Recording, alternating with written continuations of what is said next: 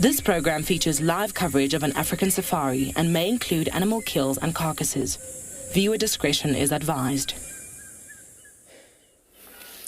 Good afternoon once again. Welcome live to Djuma Private Game Reserve in the Sabi Sands, where we found ourselves a beautiful marula tree in full leaf, a beautiful specimen, standing tall and proud, a habitat tree with enormous potential for shade.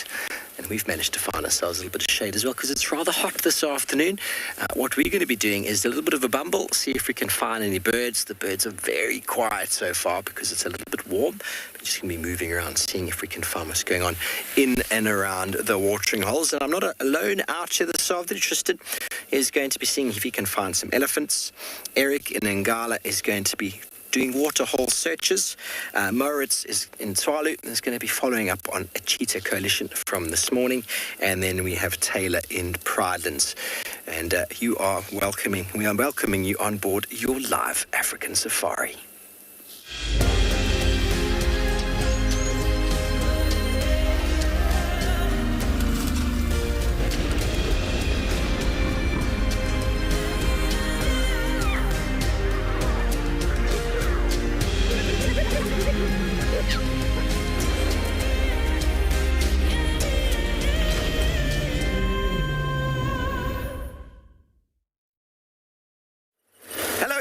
Welcome on board. My name is Steve, joined by Paul on camera, and as always, very excited to have you with us. We're on the move. We're just going to see what we can find. As I said, birds this afternoon is the name of the game. It is a very nice and warm afternoon, 30 degrees Celsius, 86 degrees Fahrenheit. I don't think there's any weather on the horizon. But it's a wonderful afternoon, and as always, we are live and interactive. We'd love to hear from you. Send your questions to #WildEarth. Throw them in on the YouTube chat stream, or if you're under 18, please talk to your parents or guardians and send through an email to kidsquestions@wildearth.tv. Now, if you haven't already done so, please go to the website and register, and you can post your questions directly there as well. Oh! Lots of activity around the marula trees at the moment due to the marula fruits, of course. Tristan is going to be bumping around looking for marula trees due to the fact that he would like to find some elephants. We're just going to check the western side here a little bit, down to the south, see what's gone on. No one went in this area this morning, so there might be some activity of someone moving, someone moving around this morning, but I'd love to catch up on some birds. But so far, they're being very quiet. Their little afternoon siesta. But the marula trees, which are in abundance at the moment, are tall and shady. A good place not only for elephants, but also a great place to look for any predatory animals such as leopards that might be just hanging out in a tree, looking for a vantage point or trying to keep nice and cool. They might even be up the tree with a kill of some sorts. And you never know what you might find on safari. This is live, remember, everybody. And things could have happened this morning that we didn't notice. We went in this area. We were mainly on the eastern side. Tristan was not out. He was on the dam cam, and we don't have the Djuma guides out and about, so Djuma is not as traversed at the moment. So you never know what might pop up.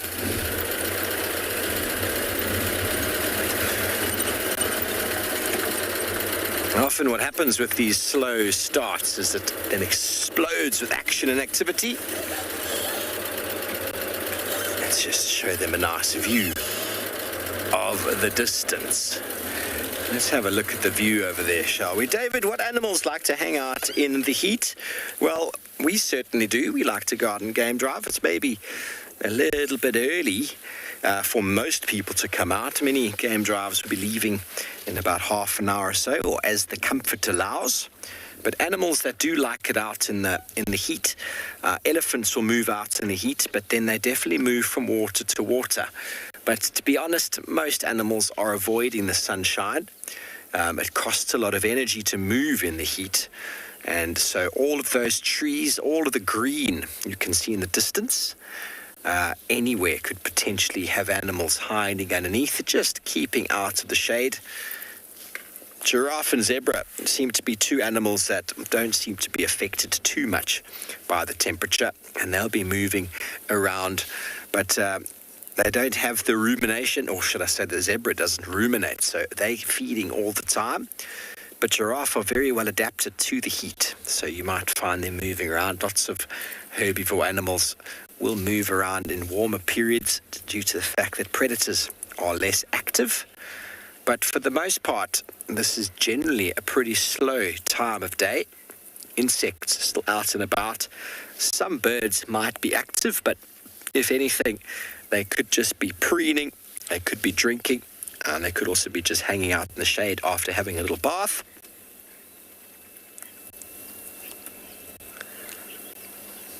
Okay, we're going to carry on down this road, check our southern boundary.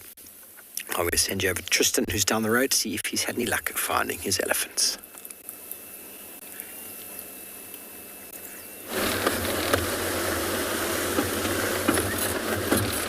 Well, good luck, Steve. Hopefully you'll find what you are looking for this afternoon. We're also just bumbling close to the Mulawati at the moment, looking for, well, what Steve was talking about, Ellie's coming out in the beautiful, glorious sunshine that we have this afternoon. My name is Tristan. On camera, I've got Marcel this afternoon. It's nice. Afternoon, we're going to try and see while it's hot to find see if we can find some Ellies.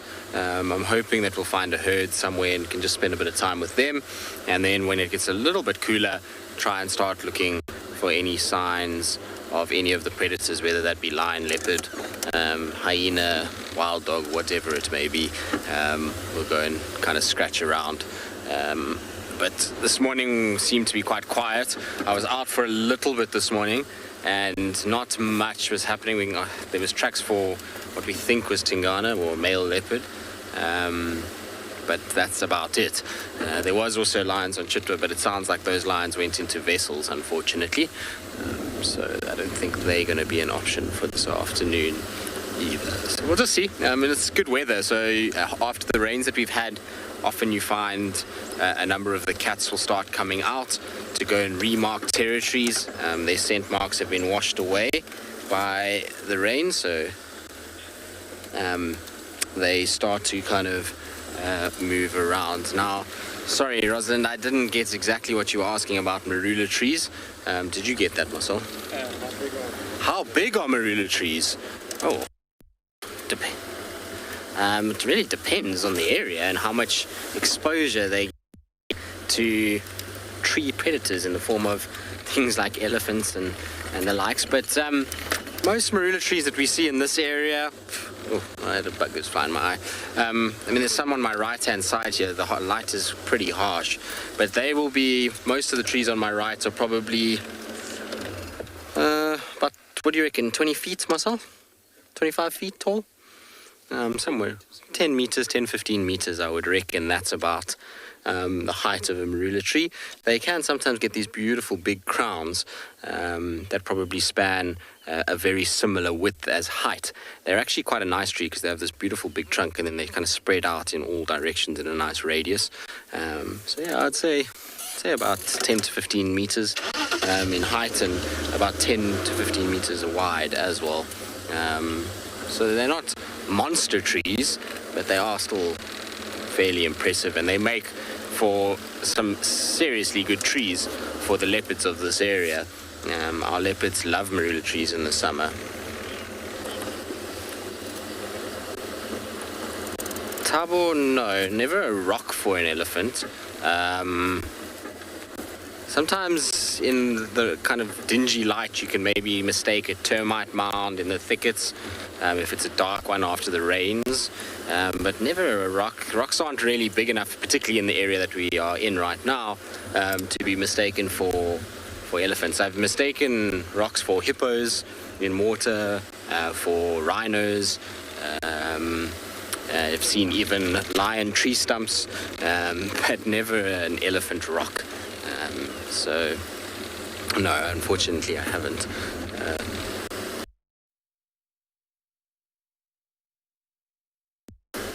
Like I say, Ellie's pretty easy out here because we don't have many rocks at all. So when you see a big, large, uniform grey blob and movement of ears, then you know straight away it's not a rock.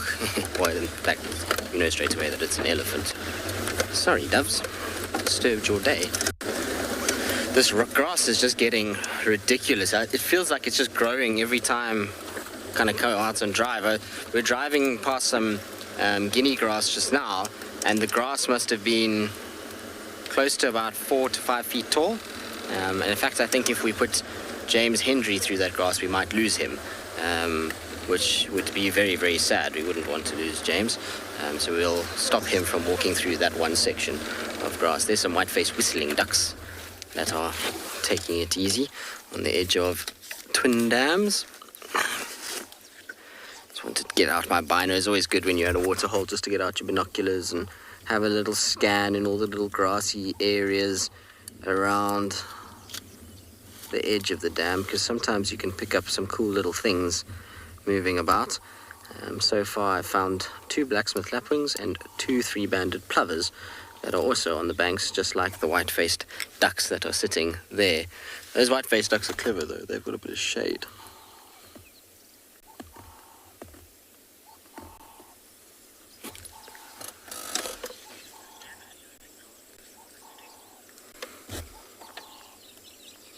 I was hoping that we were going to be able to find some monitor lizards as well, but no sun. Zani, no, it's not true. For the people who made the video or started the rumor that elephants get drunk off marulos, I really wish they had never done it, because it's a question we get regularly and it's completely false. It would take millions of marulas to be chucked into an elephant's mouth, and then they would have to be held there for an abnormal amount of time for there to be any effect on their bloodstream. They have 350 liters of blood, and so the marulas, when they go in, are popping out of an elephant's rear end in about 4 to 6 hours, which means that it has 0 time to ferment properly. And yes, there are fermented ones on the ground, but ellies don't eat those ones. When they go past a certain point, the ellies aren't, they don't like them. When they start to go brown and kind of fermented and rotten, they're not really interested. Also, remember, when things are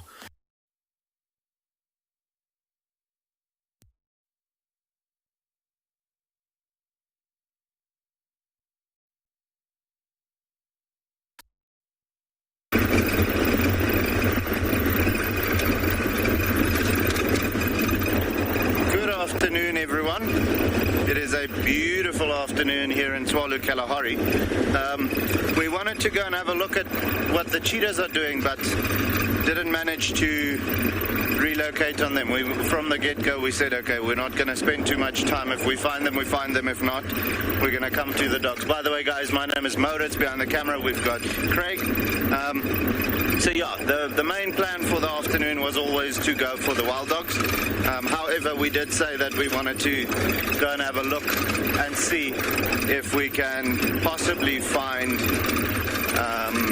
the cheetahs, because they were looking to hunt this morning and so on. But we had a little bit of rain coming through during the day, so with that being the case, the tracks were completely washed away, and they were not in the same spot as where we had them this morning. So with that being the case, we're heading to where we think the dogs might be, to see if they don't want to maybe show us some hunting activity or some playing or moving around. Luckily with the dogs, there's always something happening when they get going. So yeah, that is where we're heading now. It is unfortunate that we couldn't see the cheetahs, because I do think they might have given us some good action. There's a northern black coron flying up now there. He's about to well, he is doing his territorial display now. Let me switch off and see if we can hear him. There's actually two of them doing it at the same time. The one is just going down. Have a look at how he puts out his landing gear and then I don't know if he's behind the tree now, unfortunately. Sorry guys, I stopped like an idiot. But you never know where they're going to go down though. But yeah, so perfect. I always enjoy them seeing them go down, because they always put out the landing gear first and then they glide very elegantly, almost like a helicopter going into land. Quite a vocal little bird. Typically when the vehicles get close, they start calling immediately. Even when you've sat with them for a while and they grow quiet, as soon as you start the car, they start vocalizing as well. I don't know if it's the sound of the engine that sounds similar to them, because they've got quite a strange sound. But yeah, I mean, let's continue moving on. Those dogs are, well, where we think they might be, still quite a distance away, and we want to get to them before they start moving, because as you know, the dogs can move a mile a minute. So don't want to necessarily spend too much time not having them. Rather be with them while they're still sleeping and then get them while they wake up and start moving and so on. Then you know you can keep up, well, try and keep up with them.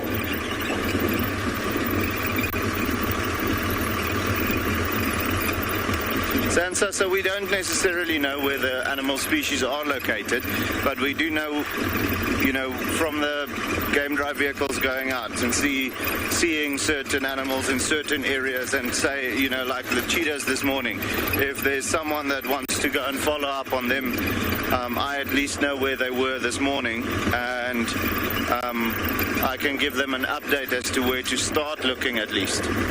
You know, following up on tracks or checking in the general direction which they were traveling or so on. So with things like the lions also, if we had lions this morning, or if someone else found the lions and we are going to look for them and they said, yeah, well, we saw them there and they're moving in a northerly direction, we know to start checking north of that area.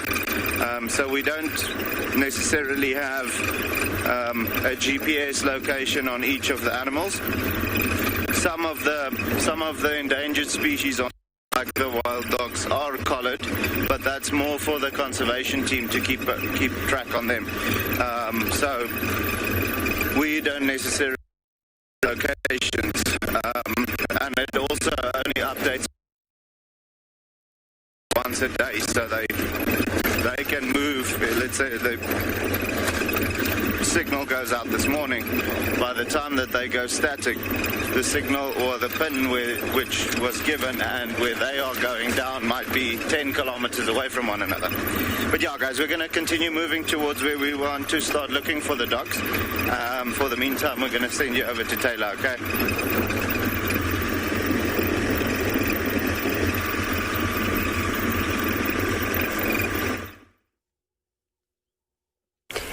Well, it's been a long time since we've last seen elephants on camera, and it's really awesome to bring them to you this afternoon. And you can see some of them have already splashed themselves with a bit of water. But once again, we're here at Zebra Clearing. My name is Taylor McCurdy, and on camera with me today is Gert, and we're here at Pridelands Conservancy, which is part of Baluli Game Reserve, as well as the Greater Kruger National Park.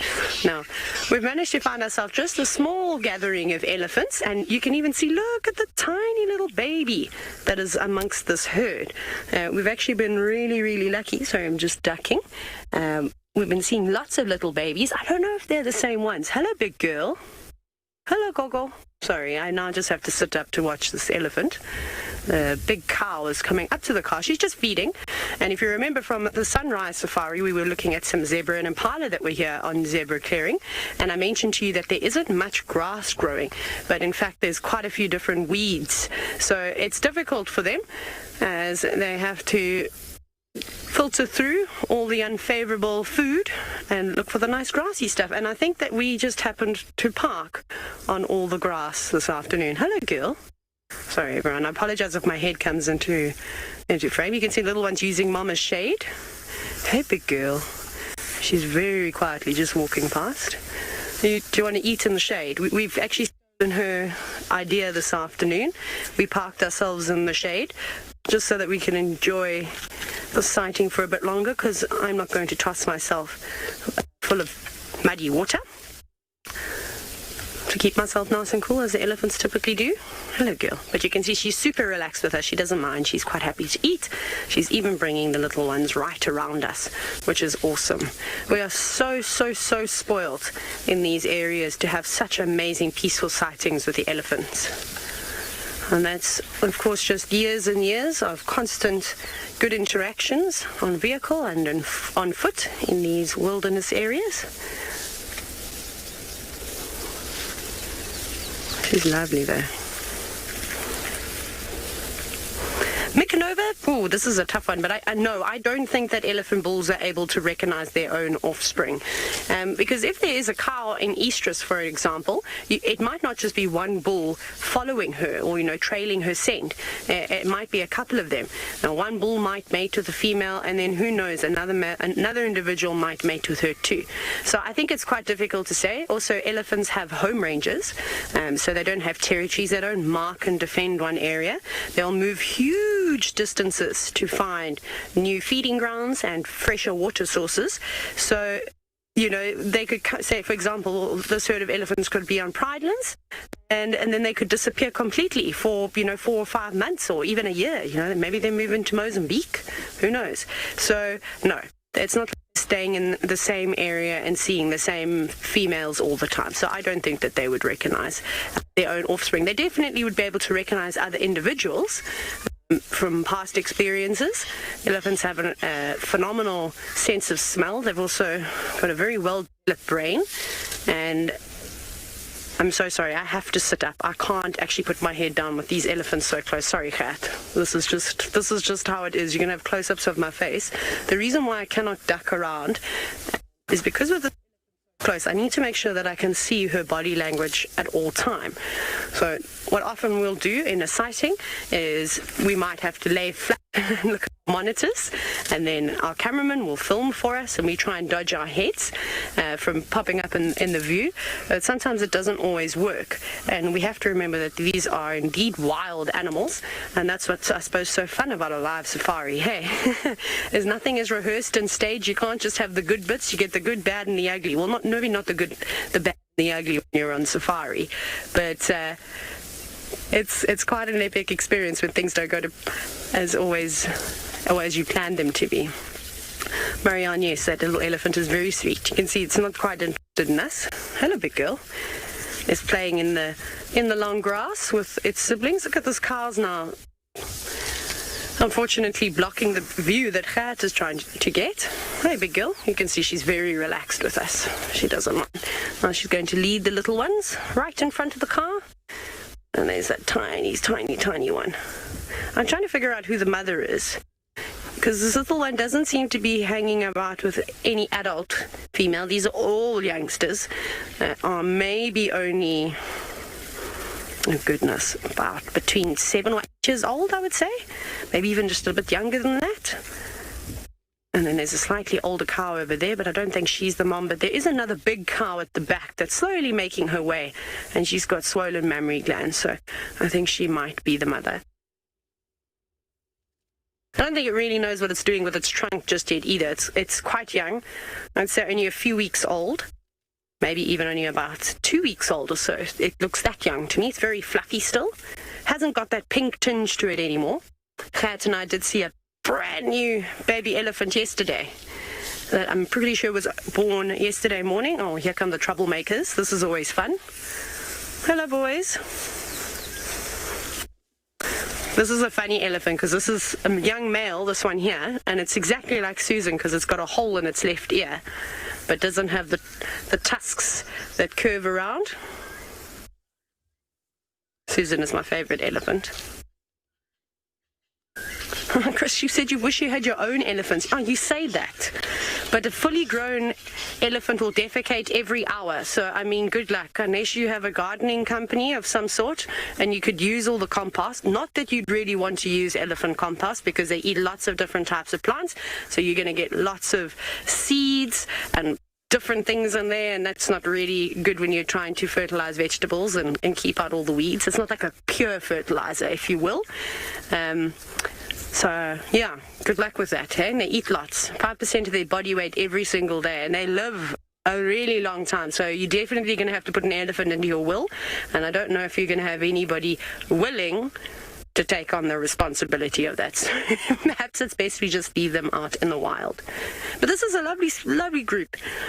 2 adult females, all of their offspring, which is awesome. Maybe some younger bulls that have come from somewhere else. Maybe they've just broken away from a bigger herd because of that young one. They're not able to keep up. That sometimes will happen too. But this is awesome. I kid you not, these youngsters, as you can see, taking trunkful after trunkful of grass, are sitting a mere maybe 2 meters away from us. And they have quite happily moved into our space. We parked a distance away from them and they approached us, which is always awesome. We're sitting in a nice big open area, so we're not blocking them in any way. And they don't look stressed. They look fairly relaxed. Healthy, happy elephants. Right, but of course, as you know, it's not just us driving around here on Pridelands. Off you go back across to the Sabi Sand to get an update on what Steve is doing.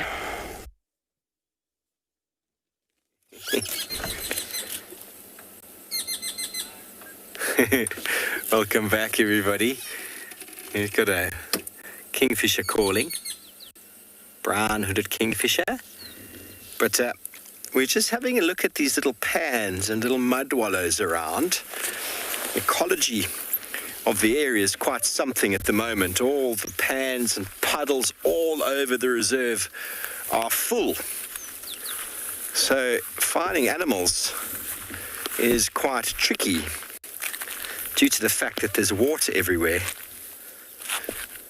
But I think we're going to bless ourselves today. Bless ourselves. The mud has been accumulated. And it's time to get a little bit of good luck. And Paul, do you want some? It smells a little bit ripe. Do you want some? And Paul is he's saying yes, he'd love some. So mud wallow. Why do you say mud wallow? It's got a little bit of a stagnant smell to it.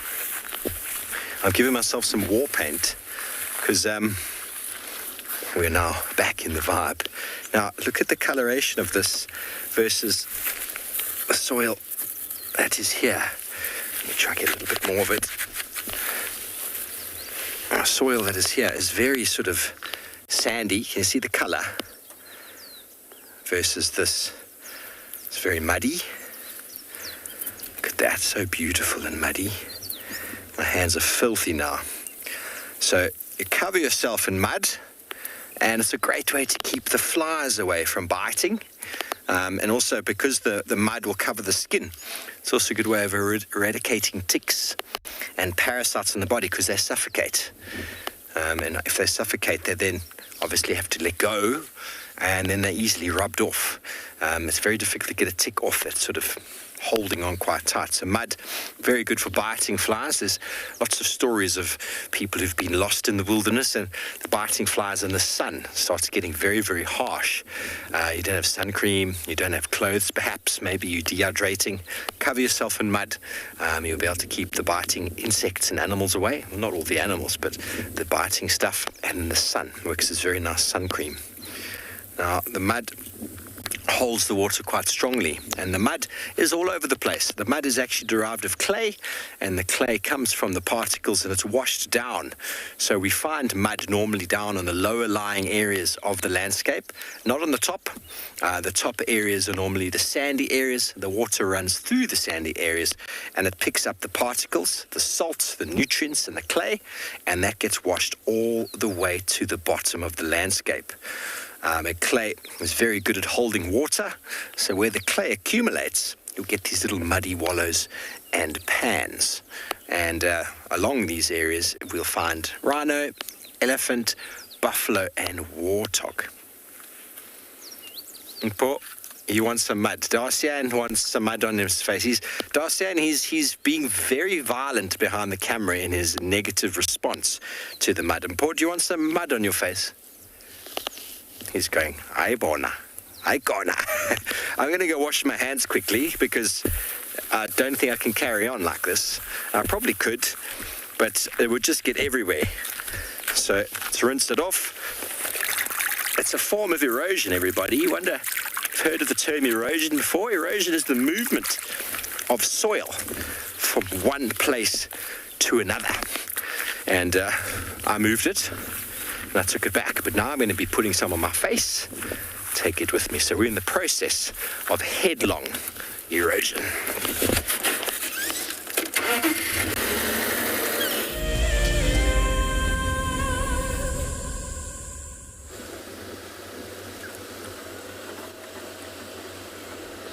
Well, it seems like Steve is unlocking his inner child and has resorted to playing in the mud, which I suppose is always a good thing. It's nice when you sometimes go and mess around in the mud out here. Talking about nice things, we actually took the maiden voyage in the Muluwati this afternoon just to check a little section of it, just to see if it is drivable. It's still a little bit damp, so we won't be doing it much, but it is possible if we don't get much more rain in the next couple of days, it should be absolutely fine to start driving it properly again, which will be quite nice. But we've come to this little pan that is just off Mamba Loop. I'm surprised at how little we see at this pan. This pan, when Karula was around, Hosan and Shungile used to be here a lot, but since their kind of departure, I've seen Thandi move past it, but I haven't really seen any other animals actually utilize it at all. And it seems strange because it's tucked away, it's right on the edge of a drainage line, it's nice and thick around it. It just seems like a really good place for not only leopards, but for lions and buffalo and ellies as well. So I'm always surprised that we don't see more in this area. Amazing how full it is, though. I mean, this was dried up 2-3 months ago. You can see there's a few weavers that are ever present at the moment. They're all over the place. All right, well, we're going to carry on. We'll keep looking for our ellies. So far, we haven't had much luck, but I'm sure there'll be some somewhere in the area.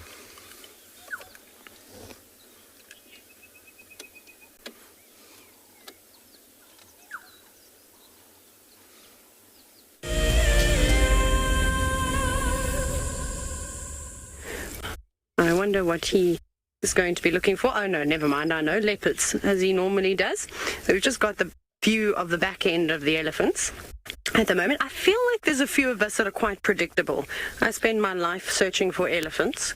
Tristan can make leopards reappear that have disappeared for ages. Steve has got the love of just all things nature, specifically medicinal properties of plants. Which is quite cool. So they're all just feeding in circles at the moment. When we arrived, that's where the elephants had started, and they did a figure of 8. But I suspect that they're going to head down towards the drainage line, as that's where the main cow is headed now. So we might lose sight of them. But it looks like the zebra and impala are also coming over, but they might take a couple of minutes. There is no rush out here in the bush. Not when the grass is plenty and there's lots of water around. I'm a bit sad that there doesn't seem to be much happening at Ndlovu Dam. I miss seeing swimming elephants, but I haven't seen them swimming for ages now.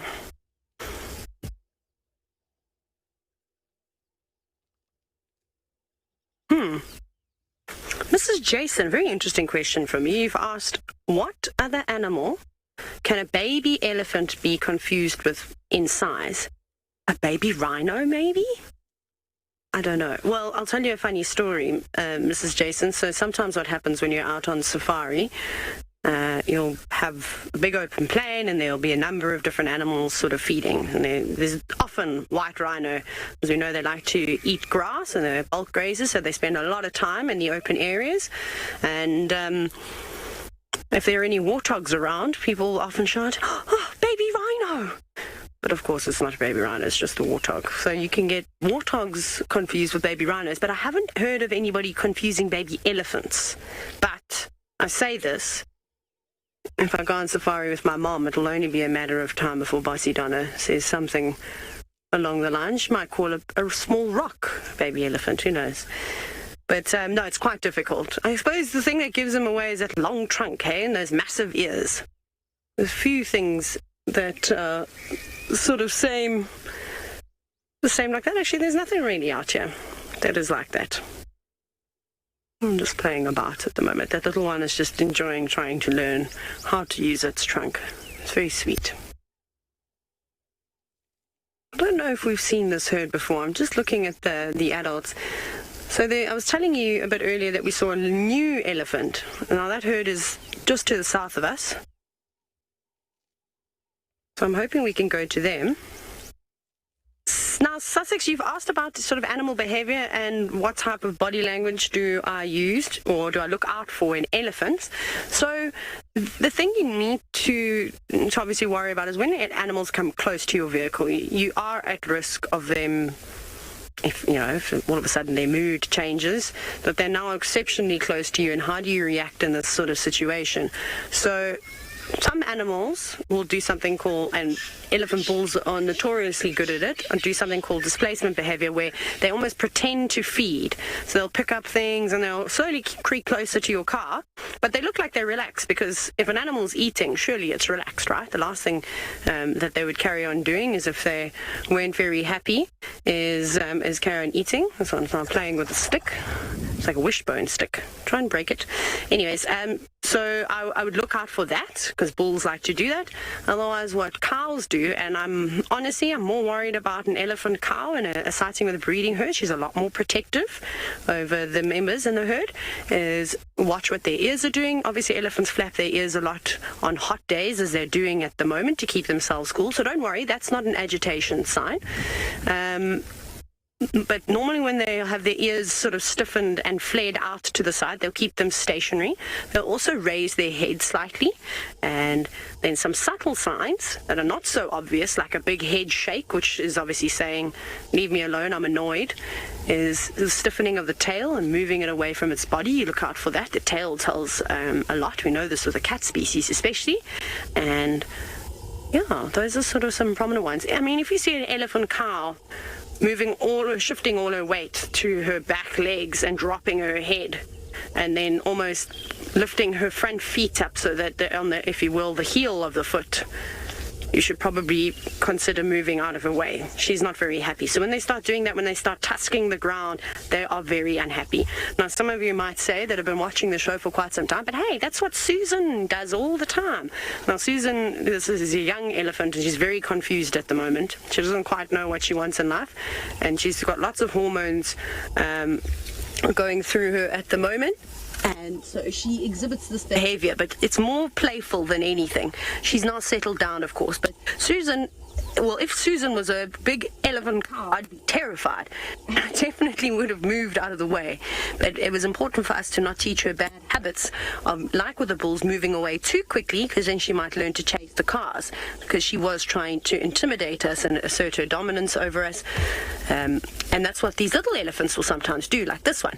So you might find in a minute, when it builds up a bit of bravery, although it has been quite relaxed around the car, it could come charging towards us with its ears flared and making a sound that resembles a trumpet, and of course running at full speed. And we obviously will sit here and we'll giggle because it's cute and it's sweet. It's not so cute and sweet when the mother does it. I think that might be Mom, that one there, because that's not the biggest cow in this herd. This is the second female I was telling you about, and she's got very swollen mammary glands. She doesn't seem to mind that it's being cared for by the other elephants. It's like a little nursery group. She leaves them.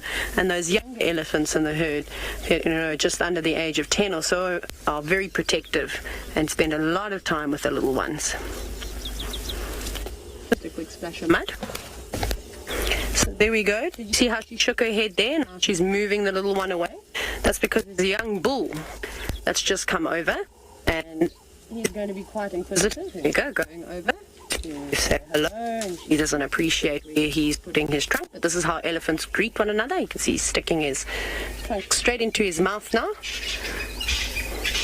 She'll stand there for a little bit, but those bulls become a bit boisterous, especially at his age, well over 10 years old. Probably not, actually he might be over 15. I'm just trying to look now. He's much bigger than her. He's not exceptionally large, but probably a bit of a nuisance and not really tolerated by the females in the herd, because he's coming to that stage of his life where also the hormones start to kick in, and he has the urge to mate with everyone, but they're not going to stand for that because he's not the biggest, strongest male elephant. I'm going to earn that right, and that takes years and years. I do apologize. I'm going to be probably having a few audio issues. We don't seem to be winning today. But you can see he's a completely different color. So he's had a bath somewhere else where the soil type is slightly different. Wonderful. We're going to maybe follow these elephants and see where they go. Off you go to somewhere else. I didn't quite hear where, but I'm sure it'll be wonderful.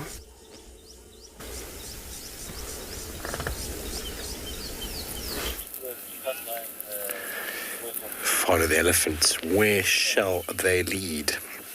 Well, we found a terrapin just sort of wallowing around in another watering hole. We pulled over onto the side of the road. This is quite a nice little watering hole that used to be the spa for the hyena den. We found the hyena den just around the corner here. Well, Hukumuri found it for us when what was her name? Corky was still the matriarch. We'd often come to this hyena den. This was, I thought, was their summer residence. And we'd often find one or two of the hyenas emerged or submerged in this little wallow, keeping themselves nice and cool. Let's quickly send you over to Tswalu.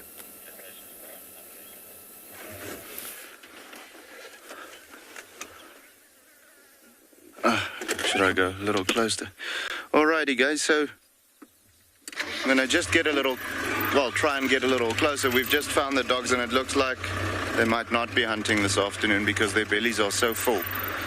It looks like they might have fed this morning, which is great news. You know, it's always good to know that the dogs have fed and are looking good. Here you can see the one trotting off to the side over there. Let's just see if we can see the other three. But yeah, just came across them now.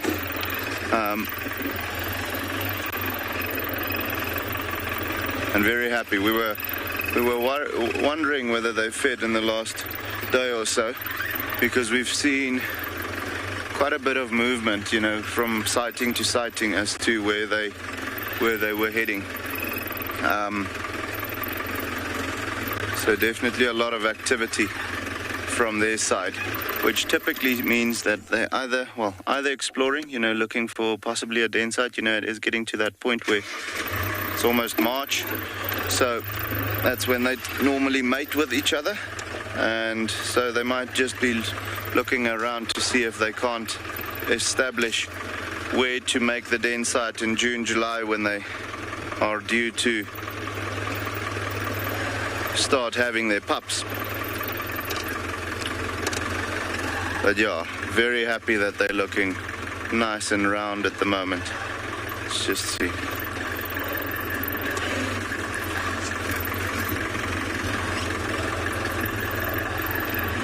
Go like this. Maybe we'll get a good view on them there. There we go. There we go. So yeah, funny enough, these dogs are, yeah, guys, I'm also very happy to see the dogs. I'm always happy to see dogs, you know, they're such an exciting sighting, and they're just so beautiful. All of those different colors on the same body. It's incredible. But they seem to be, these dogs, this particular pack seems to like the southern section of the reserve, southern and southwestern section. Which make life a little bit more difficult for us, you know, just because it is quite a drive to get down here. And then you still need to start looking for them. We were quite lucky now.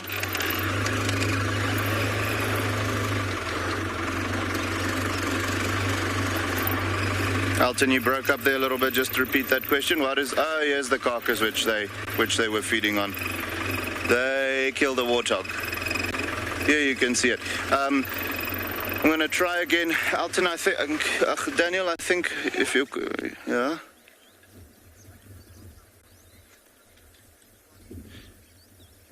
Daniel, so okay, yeah, sorry, we had a bit of a break-up in comms just now. We're quite far away, so the signal is not always that great.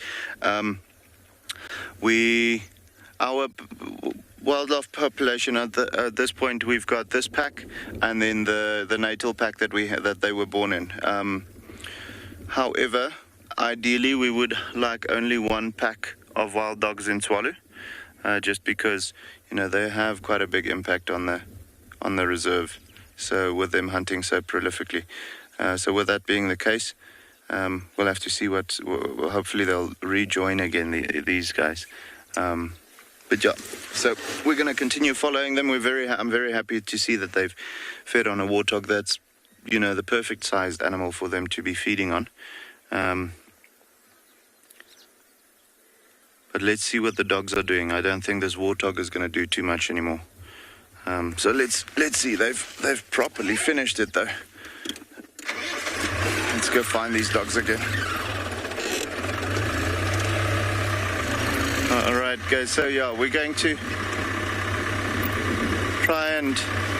These dogs have moved off now. Let's just try and find them again.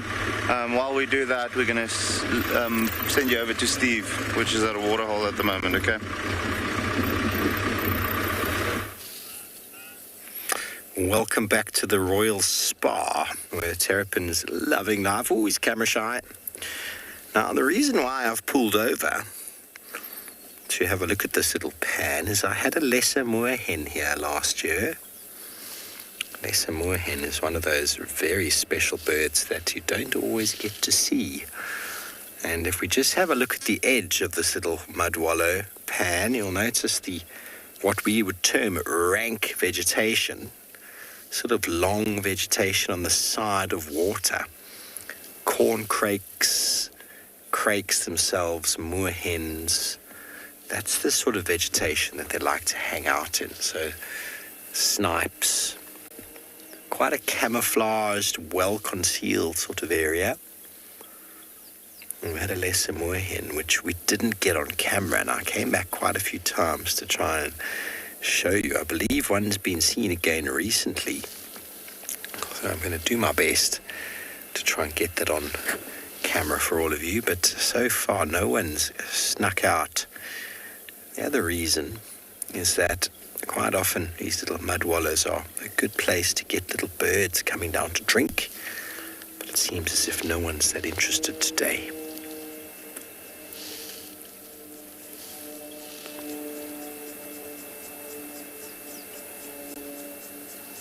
Do you fancy a swim, Paul?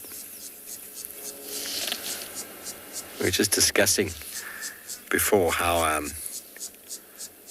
FW, one of the presenters here a few years ago, went into one of these mud wallows and completely covered himself in mud. I remember talking about it, and one of the viewers actually sending me the link of him doing so. What an absolute show that was.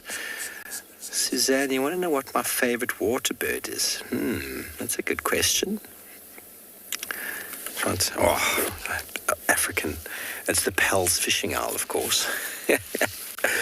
I've seen a few times in my life. You can call them a water bird because they are predators that occur close to and in and around water. We don't see them very often. We don't see them here. So I'm going to say that off the top of my head. I'm sure there's another one that's going to come back. The green-backed heron are quite special because I've watched them fishing before, where on a current of water they're going to put down a leaf or an insect and then let it move down. They catch it again, put it down, catch it, put it down, catch it, and then a fish comes and they catch the fish, which I think is very, very smart for a bird to be doing. Very cool. Okay, well, it looks like our mud wallow is very quiet, so we're going to move on shortly, and sounds like Tristan has found what he's searching for.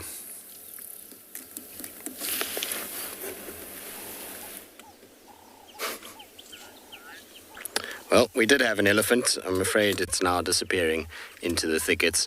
It was having a nice little drink at Quarry Pan, but is now moving off. I'll try to see if we can get some semblance of a view. It's fairly dense where we are, so it's not really easy, and it's quite a young bull who's, I think he's going to be a little bit shy of the vehicle. He's quite young to be on his own.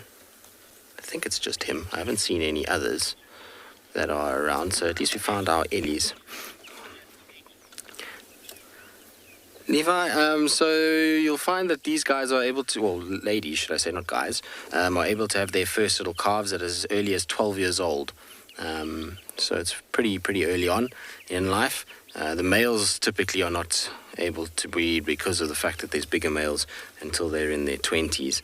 They don't get that opportunity, but you can see how well they blend in when they get behind stuff.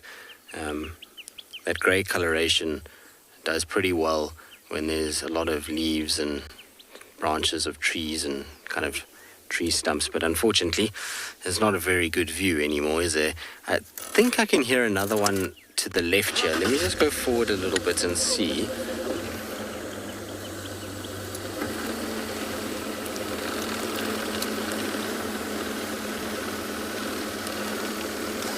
Yes. Now, you are way too small to start your nonsense with me. Now what?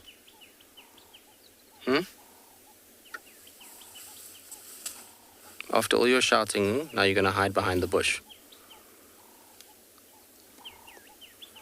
Typical of a younger bull like this. And like I say, if he is on his own, they often are quite sort of confrontational, maybe is the right word for it, where they try and dictate to you that they are the bigger, stronger animal.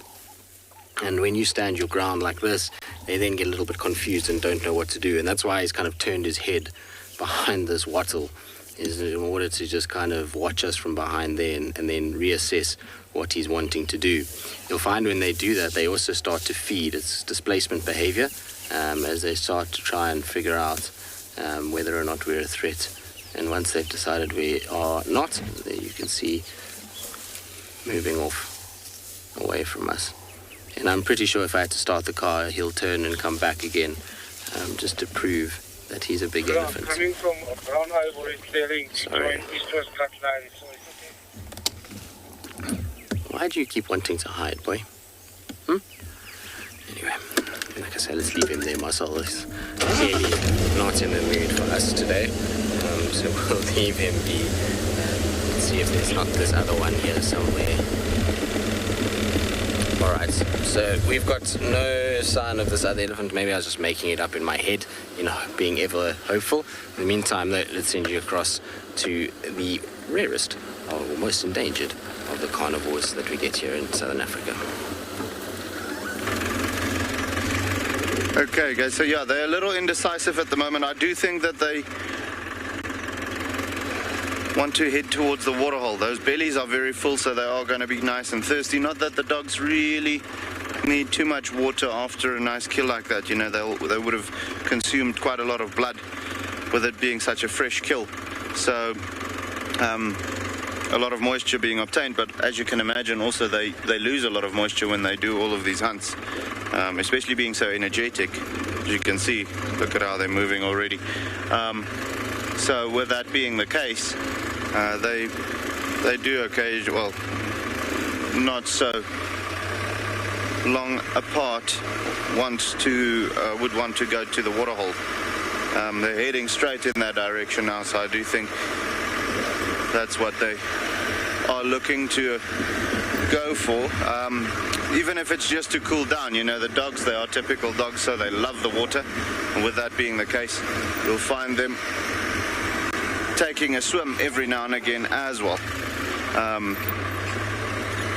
We'll just have to see what their plans are. They've definitely got a set route now, and as you can see, the waterhole is going to be just here in front of us.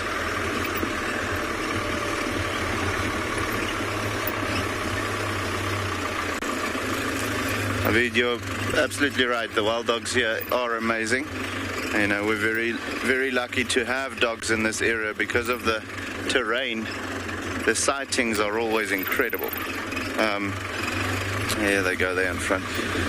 So yeah, we haven't put them on screen we didn't put them on screen for quite some time, just because they were hanging around far in the southwest, and we didn't have. Well, that was just too far for the radio tower to pick up on our signal. So Luckily, they've ventured up now a bit more to the northern or the central part of the reserve where we can broadcast with you guys. So yeah, exceptional to have these dogs. I love a good wild dog sighting, and I'm so happy that they made a kill. It's incredible. We're hoping that there will be pups again soon as well. Yeah, there they see how they're lying down in the water now. Definitely a good idea to have a swim at the moment.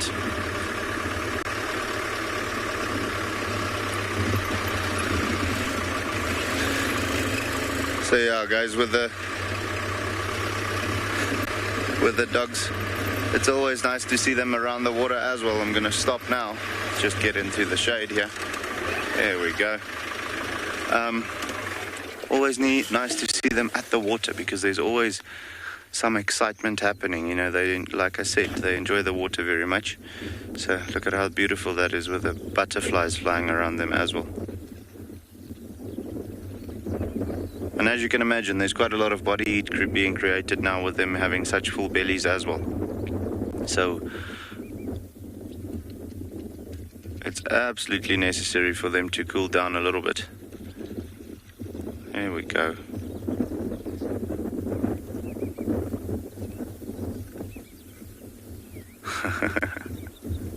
There might be a little bit of playing starting to happen now as well, you know, with them cooling down and feeling in a good mood.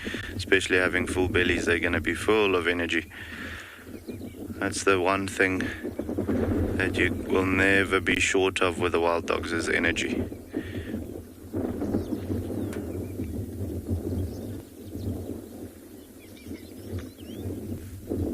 They look quite funny when they're wet like that and the tail is not bushy anymore. Have a look at that one on the left hand side. Now you can just see the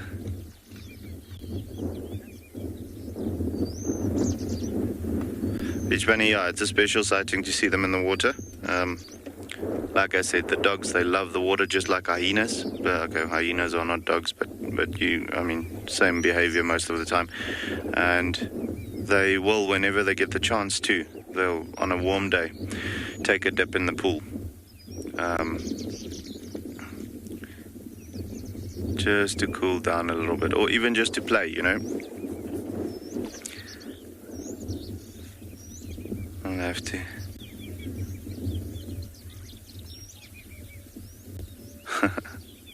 Yeah, it's amazing to have these dogs. I just love them. So guys, yeah, just so that you can also see that one that's walking now in the middle of the dam, the one swishing her tail, that's the alpha female. So we're hoping that very soon she's going to go into full estrus and then mate with one of the males, well, with the alpha male, and then Tswalu will have little wild dog puppies. As soon as they've got a den site established, then they will become a little bit more static as well, because obviously they need to go back to the den to feed the pups, or initially to feed the alpha female, you know, so that she can continue producing milk. And then after that, they'll come back to the den to feed the pups. They come back and they regurgitate meat for the individuals, and you'll even find them do that with individuals within the pack, even adult individuals that have a little injury or so on. You know, when they're not up to 100%, you'll find that they, after hunting, if that dog can't keep up with the rest of the pack, they'll find him again and regurgitate some meat for him so that he can regain his strengths. You know, as you can imagine, with the dogs not being the biggest animals as far as predators is concerned, they often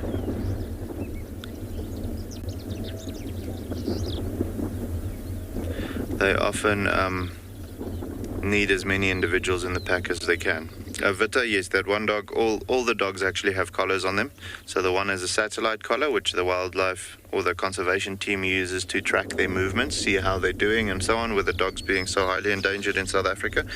And then should the air time on that collar, because it also only has a certain lifespan, but should that run out, the other dogs have got a telemetry collar on them. So if we do need to, and the satellite collar is not functional anymore, and we need to track to see where they are, we can use that little antenna-like thing that beeps when you get closer to be able to track them down, to maybe replace the collar, or just to see where they're going or how they're doing or so on.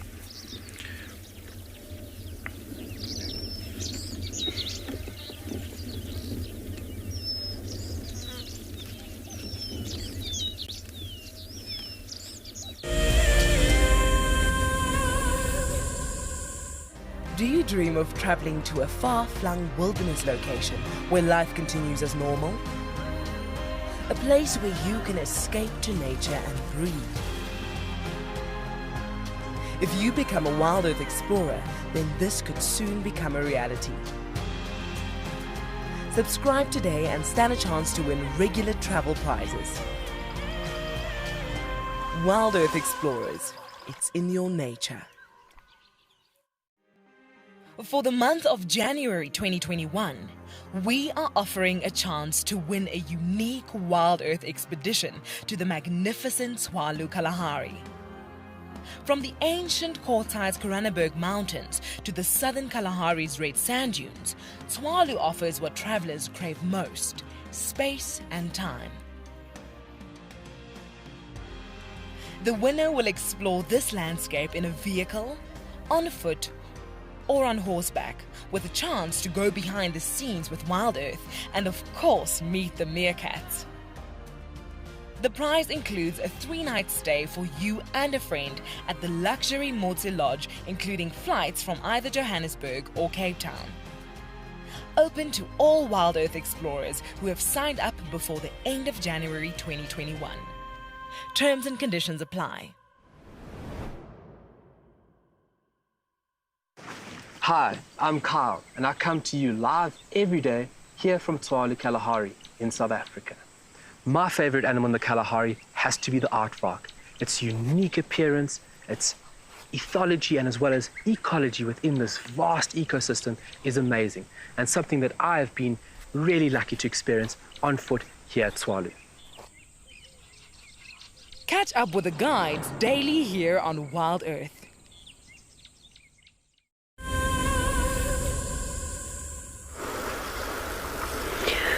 Well, we have got swimming elephants, but unfortunately all the breeding herds have now moved on, and all the little ones that were swimming and playing with one another have gone with them, but we're just left with a few bulls. But we won't stay here for too long. We'll go around because I'd like to catch up with all the breeding herds. It looks like there's 2 herds that have now joined with the ones that we had earlier. But these young fellas are having a nice pool party. I should have actually said it much earlier, maybe a few days ago, that I'm missing seeing the elephants swimming at Ndlovu Dam, because I said that once this afternoon, and then ta-da, here they are. So that's quite nice, although it is an exceptionally warm day. It has been chillier the last few afternoons, not as hot as all the temperatures should get in January, but you all know that there is a tropical hurricane cyclone thingy-mabob that I think has made land in Madagascar, so we will probably see some weather changes in the next couple of days. But they're just enjoying themselves. Enjoy it while it lasts, because big rain is predicted, and we will most certainly get it.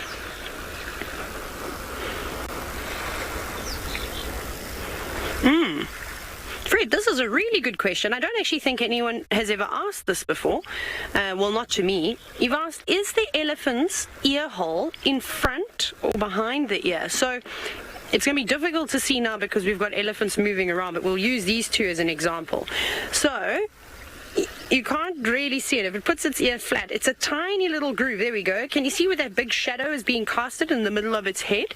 Basically, inside that, so if you move towards the left, towards its eye, where the shadow sort of starts, that's where the little ear opening is. But you would think that it was maybe behind the ear flap.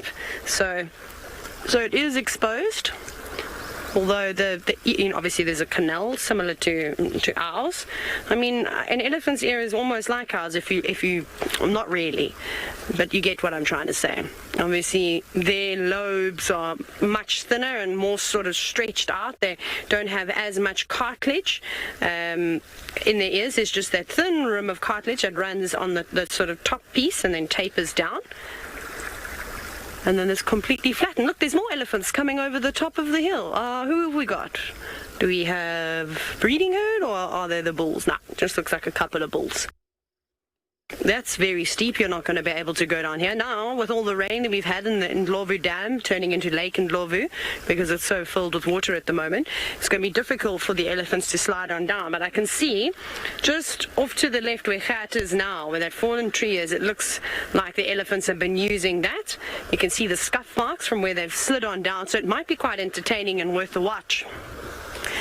Elephants are, of course, surprisingly good at navigating down steep slopes and up, or rather great inclines. But let's look at them. Let's see what they're going to do. Are they going to go down there?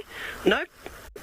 Opting for the easier option, the sort of more gentle slope. If I was that elephant, I'd go down onto my bottom and straight into the water.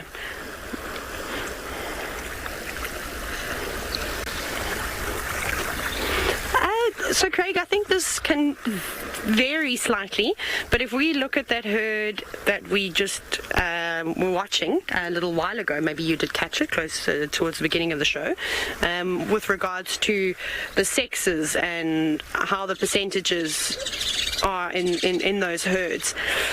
So there were 2 adult cows, that was it. There were 2 cows that were of breeding status. I mean, it was quite a small herd, but not all herds have to be, 20 members or so. I mean, there was maybe about 11, I think, in that herd. And then there was the little baby, which I didn't, unfortunately, or the little calf, I didn't sex it. I was too busy watching that other adult that was so close to me. But I would say it was at about 60-40, and 60% to bulls in that herd. So definitely a few more youngsters, because remember, we had them all around the car. And normally the girls carry on and, stick with the females. Not all the time, but that's mostly what we see. And the young bulls sort of linger towards the back. They don't need to worry about being watched over. They think that they're strong, independent young elephant bulls. And they don't need no mom around to tell them what to do. No, I'm joking. I have no idea. But I think that there tends to be a lot of bulls in those herds. But remember, with elephants, the structure is a matriarchal structure, so it is female dominant. So any bulls that reach about 14, 15, 16 years or so normally get pushed on out. Kendra, so I've seen some really young elephants swimming. I don't think there's a specific age as to when they swim, because what will happen is if they need to cross a channel or a river or something like that, and they have no sort of option and they have to do it, the adults will help the little ones cross those sections. So they'll wrap their trunks underneath their bellies and almost assist them. And the little one obviously knows to put its little trunk out of the water so it can breathe and act as a snorkel. And I've seen it happen in Zambia as they cross the Great Zambezi River, and they cross huge sections, even wider than the width of Ndlovu Dam. So we watched a little elephant learning how to swim not too long ago. I say this, but it feels like just yesterday, but it was probably about 3 months ago, maybe 2 months ago, here at Ndlovu Dam, some youngsters, and they were trying to navigate the sort of deeper spots, and you could see that it's terrified. You've never seen elephants swimming so quick in your life, but when you're little and you don't know where the next spot is that you can put your footing, or you can at least stand up, you tread water rather quickly. So that was really entertaining to see. And we were watching them just a moment ago, just before you came to us. That tiny little elephant that was out on zebra clearings was here in the water, and it did trumpet a bit because it got a fright. It fell into a deep hole and it completely submerged itself, and then it panicked and it quickly found the edge of the water and then didn't want to swim anymore. So I think it got a bit of a fright. But it won't be too long before it realizes the benefits of being in the water, as these bulls have. You can have a lot of fun, give your body a break. Remember, elephants are, they're huge creatures. It must be so nice for them to be able to be in the water and swim and float around and feel like they weigh but a feather. And I'm sure you can hear those cool splashing sounds as well. I'm actually just going to sit quietly for a moment just so you can enjoy it.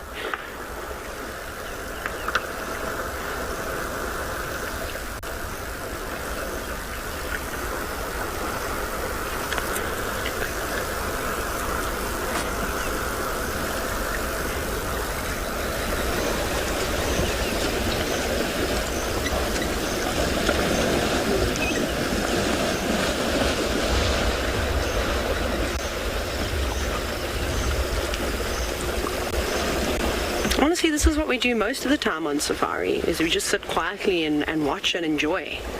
It's one of the most amazing things.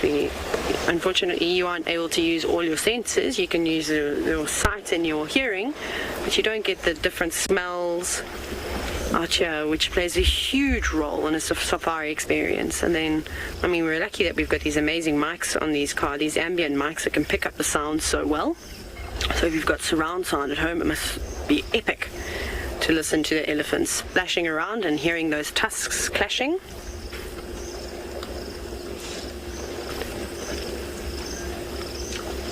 Poor Villa now, I wouldn't say elephants sort of float very well in deep water. I think they might sink, so they have to constantly keep treading water. They have to keep moving, so they are really good swimmers, but I've never seen an elephant like sort of floating. Sorry, I might have used the wrong word earlier when just describing the elephants, as they bob about in the water and, you know, sort of porpoise around and then leap into the air and fall flat on their sides. I mean, they obviously can't do that on land. So no body slamming on land, only in the water. It's easier for them to move around, so they don't float like, you know, how we get into a swimming pool and everybody does it, where you push yourself off the ground and you arch your back slightly and you open up your arms and you float around in the swimming pool. They don't do that. There's a young bull that's come in to say hello to the older fellas. Oh, shame. Although he's actually got the upper hand, the fella on the left. Push him. He might fall into a hole. And you look like a champion in front of the others. You can see he's being bullied now. He'll try and go and drink just out of the way. Of course, the young bull on the right just had to show who is the boss around here, even though he's getting out of the water. I mean, it's so unnecessary, but such is the hierarchy. And then there's also a warthog that you'll see just on the right-hand side by the big apple leaf tree. I think it wants to come down to have a drink. It's the nicest thing when you get so many different animal species all interacting. There's also impala filtering around. But I don't think we're going to go anywhere. I think there's more and more elephants coming down to Ndlovu Dam, so we'll make the most of this if we go across back to Tswalu to enjoy the wild dogs.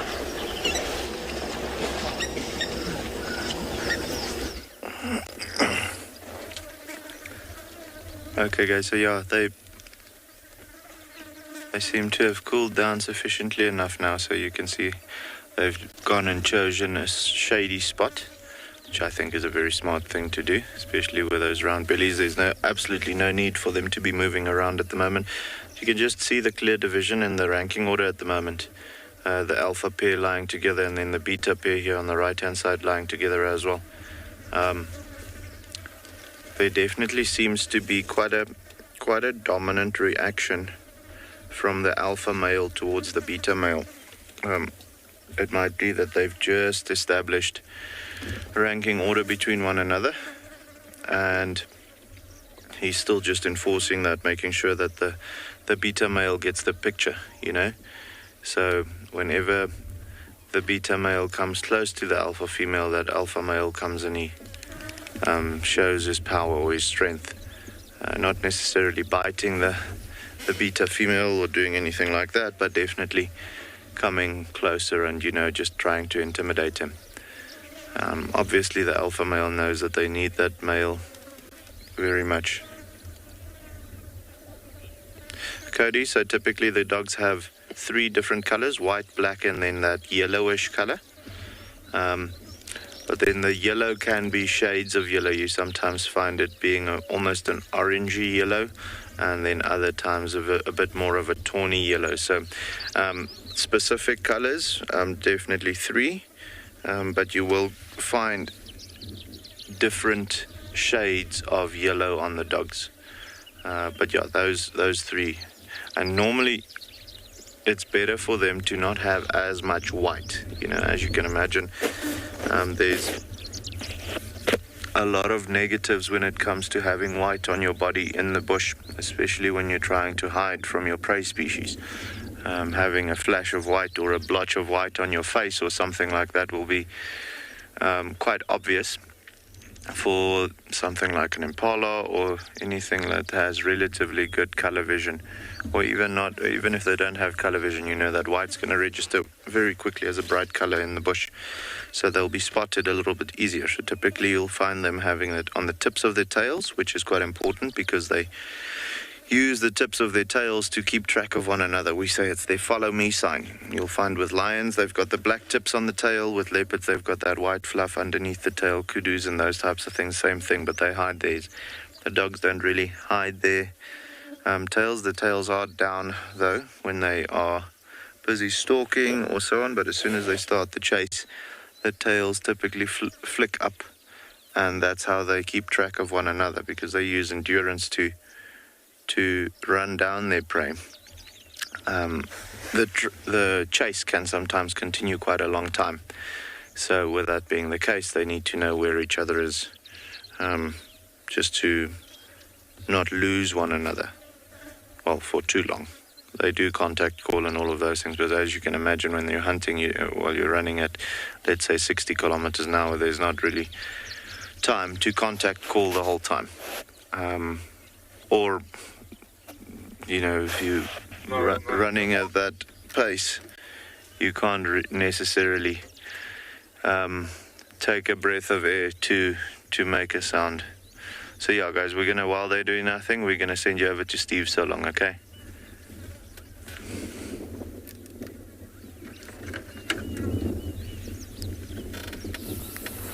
Thanks, Mo. Well, we're being very quiet and really hoping the moorhen will pop out.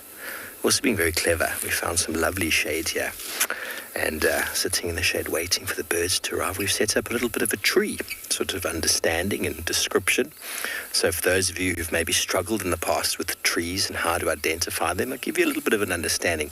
Right now in front of me, I've laid down quite a few different types of leaves. These are all different species over here. Excuse the stick that's in the way, but the wind has been playing a little bit of a hard game with us. Now, I've gone from sort of large all the way across to small. Now, very easy to understand. I'll explain a little bit more with this branch that I have here, just that we're on the same page. So this is the leaf, and the reason I can tell that this is the leaf is because you see that point over there where something's growing out. There's a flower growing out. There could be another leaf. There could be a thorn. There could be something, auxiliary bud growing out. That means that entire thing there is the leaf. So what that means is that this entire leaf here, simply put, is a simple leaf. Very easy, isn't it? Now, have a look at a leaf whenever you do. We're going to do compound leaves at another stage, you get an idea. But you can clearly see something's growing out there, which means that this, ladies and gentlemen, is the leaf.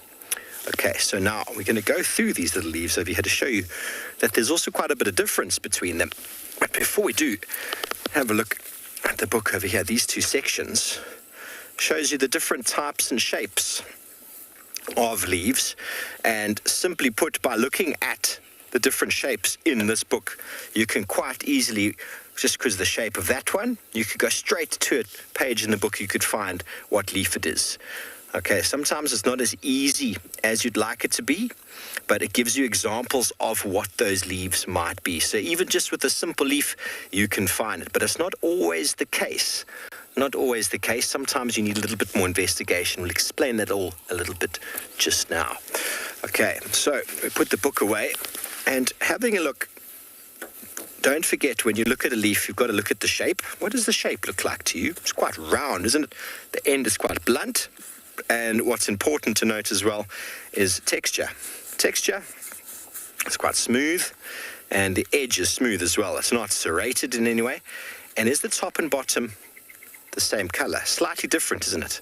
That's quite dark green, that's quite light green, and it doesn't feel like there's any hairs or fur on there. Okay, the tip doesn't do too much. We look at the next leaf.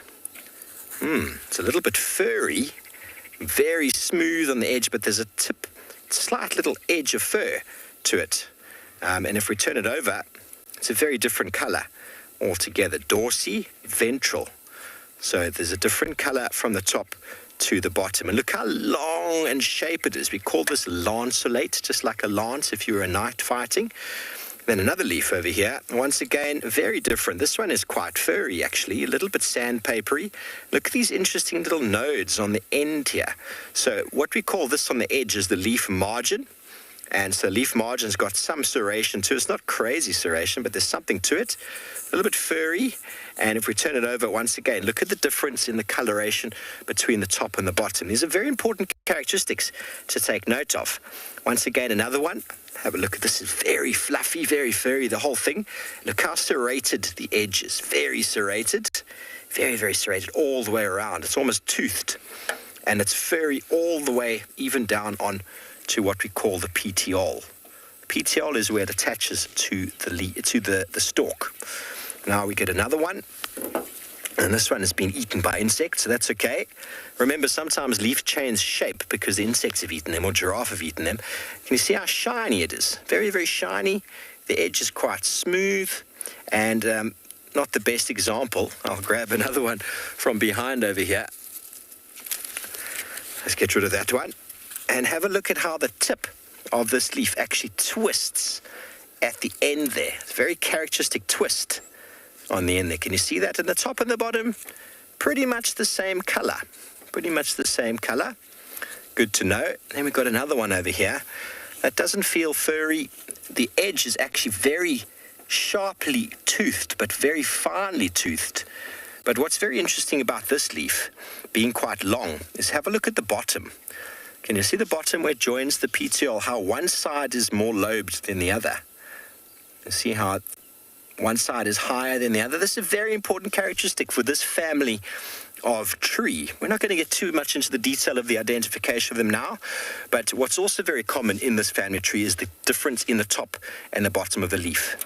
Have a look how it's silver, and then it's not. So have a look at how it's got this very characteristic shape at the bottom. Enzo, which one's got a strong medicinal property? Well, most of these have got a fair amount of medicinal property, but they're all quite unique, in fact. The whole purpose of this discussion is just to sort of show you the many different intricacies with regard to the leaf shape in simple form. So I can detail medicinal value at some point, but let's just get through some shape first. Have a look at this one. Now, you can see how long and sharp it is, and also look at the edge. See how wavy it is. Now that is a very important characteristic, very wavy, and top and bottom slightly darker on top than the bottom. No hairs. I can't see any hairs on the bottom. This very important characteristic of that. Now we've got another one. This one feels like sandpaper. Actually feels like sandpaper to touch. Once again, the bottom, one side is more lobed than the other, and the coloration in the top and bottom is not really there. There's not too much, but very sharply toothed on the end. And these two are actually the same family, although they are different species. Same family, different species, but one is very sandpapery. Remember that texture. This one, not at all. And we've got another one over here, which is beautifully heart-shaped. You see how heart-shaped it is? It's very soft, very, very soft. This is actually an edible plant. We can use it for all sorts of things. It's a very nice toilet paper, very soft. But look at the coloration difference between the top and the bottom. Can you see that? Very easily noticed. And the leaf actually sits on a stalk that elevates it and it droops down. It's not drooping down now, but it droops down like that, like a big ear. And we've got another one over here, which is very sharply toothed. Once again, very sharply toothed. And it's also got a very sharp tip to it, and the top and bottom slightly different color. We've got another one over here, which is tough. This is actually hard. It's very, very tough and hard. But what's very characteristic about this one is that can you see it? From the base, there are 3 veins that move down the plant. 3, probably see a little bit easier from the bottom. 3 veins, 1, 2, and the middle one. Okay, so very important in the identification of this family.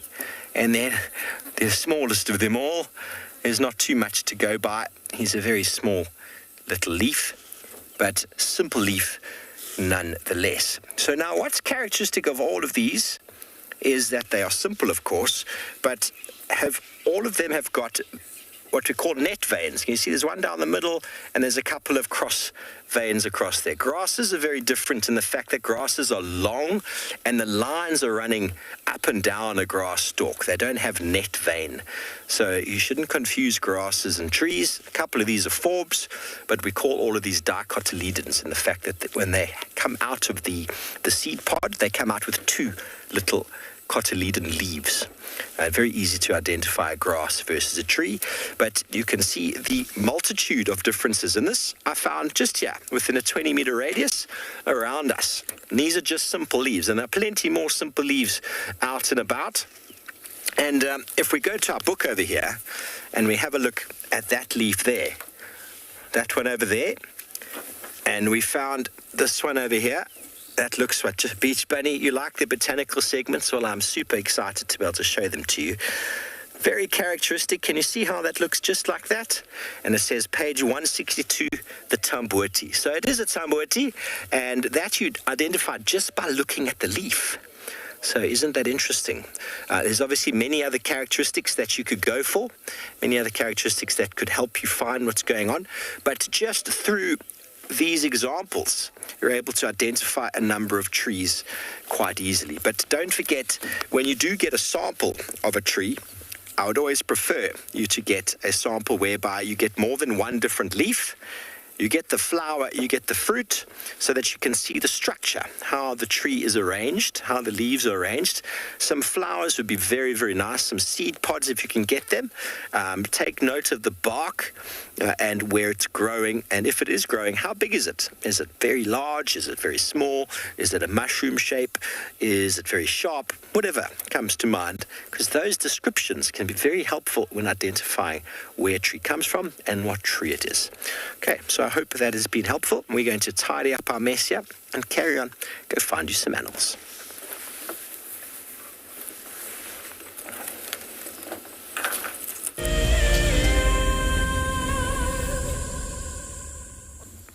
Well, as you can see, we're sitting virtually on top of the world, if one would call it that, for Djuma standards. We're up on First Rock at the moment, and it's the most beautiful afternoon. There's a little herd of ellies that is down below. Well, not a little herd, it's a female with one tiny little baby. It's just very peaceful up here, so I'm going to just sit and let you listen to the breeze blowing and the odd bird chirping, and you might even hear the ellies feeding a little bit too.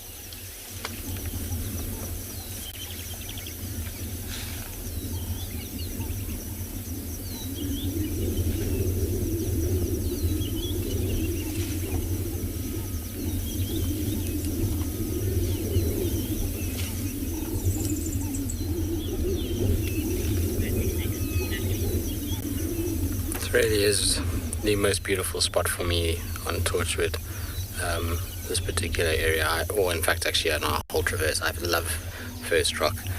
There's always lots of things around it. So we're going to sit here and enjoy our ellies a little bit more. Hopefully they'll start to come out and maybe even up on top of the rocks a little bit later.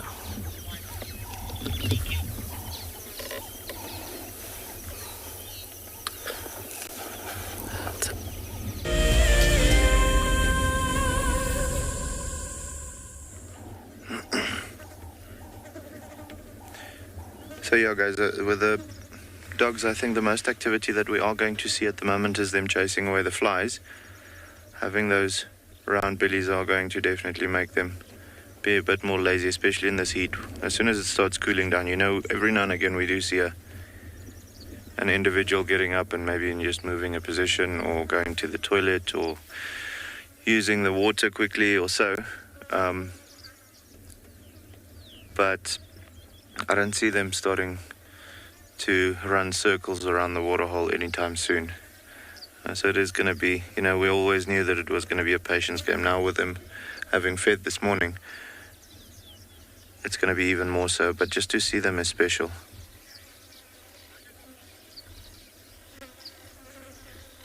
Gary, so with the dogs, you've got the alpha and the alpha male and alpha female. They typically mate. It's very seldom that you find the beta female falling pregnant. Only on rare occasions. I've actually only ever seen it once, where both alpha and beta female had pups. But typically speaking, you find that they always have a cooperative breeding system. So you find that the alpha male and alpha female mates. The alpha female will have a litter about 75 days later, and then all of the dogs in the pack work together to help raise the little ones. So very much like the meerkats as well. They all work together to raise one lady's children. And in doing so, they just ensure the success rate of the pups being a little bit higher.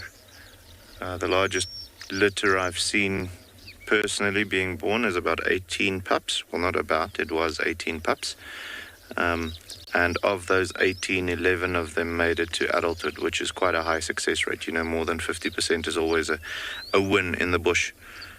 Typically speaking, with the dogs being so small, unfortunately, there's a lot of things that can go for them. Rock pythons and, lions, hyenas, leopard, all of those things. Typically, you won't really see the leopards going for the dogs because with them being in a pack, they quite often chase the leopard up the tree rather than the other way around.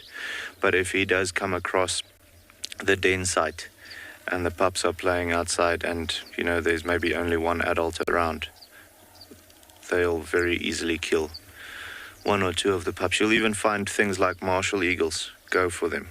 So very important to work as a team, when it comes to the dogs, to help raise the pups that are born and make sure that all of them are strong and healthy and doing well, which will just enhance all of their chances to at least have a chance to reach adulthood.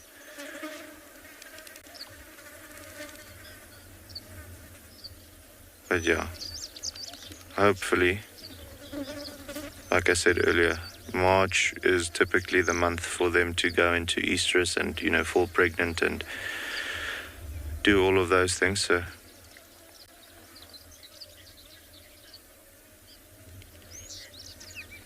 hey man, so the easiest way to see the difference between male and female is just by looking at the toolbox. So the males have a very prominent set of rocks at the back, if you can call it that. However, there is a little bit of a size difference typically.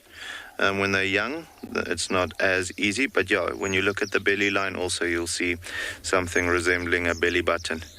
With the males, it isn't the belly button. You can make your own assumptions as far as what it is, but the females won't have that.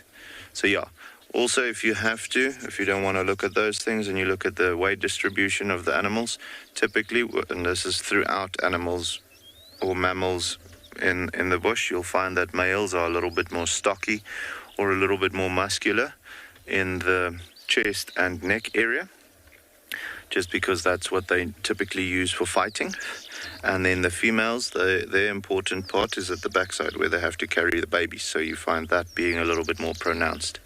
So if you look at something, let's say like a zebra, which is also typically difficult to see the difference between male and female, you'll find that the females are a lot more ladylike in the front front half of their body, and then the rib cage and the stomach area or the womb area is very pronounced. Whereas with the males, they've got a thick neck and a big chest, because they have to have that for fighting or for fending off predators. So yeah, with the dogs you can use that as well, but the easiest is just to look at the obvious parts. Either the belly button or the toolbox at the back. The females won't have them. Size difference also to a certain extent. But as far as color goes or those types of things, you don't really get a difference. You'll find lighter and darker colored dogs with both male and female, and the other way.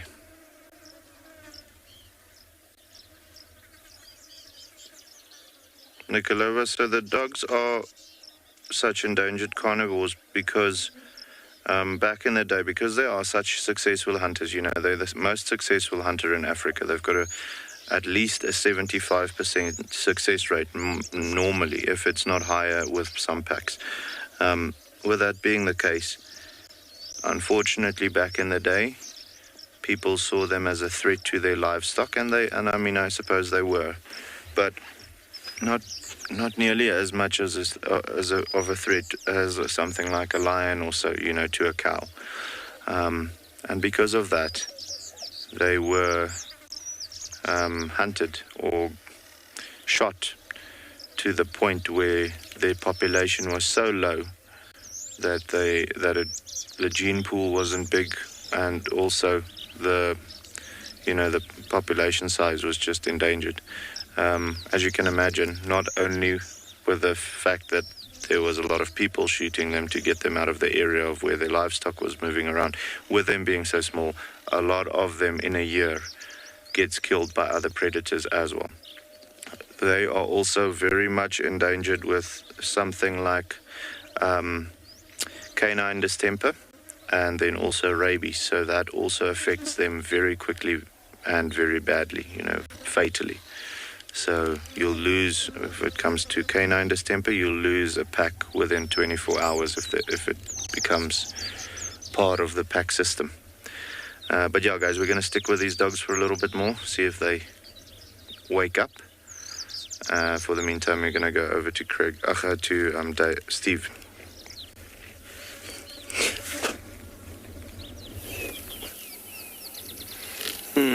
Well, it's bath time here at Treehouse Dam, where our woodland kingfisher has plunged and wet himself and now shaking it all out. Isn't he beautiful? Or she?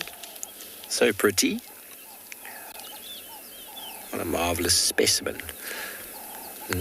Almost makes me want to go have a little dip.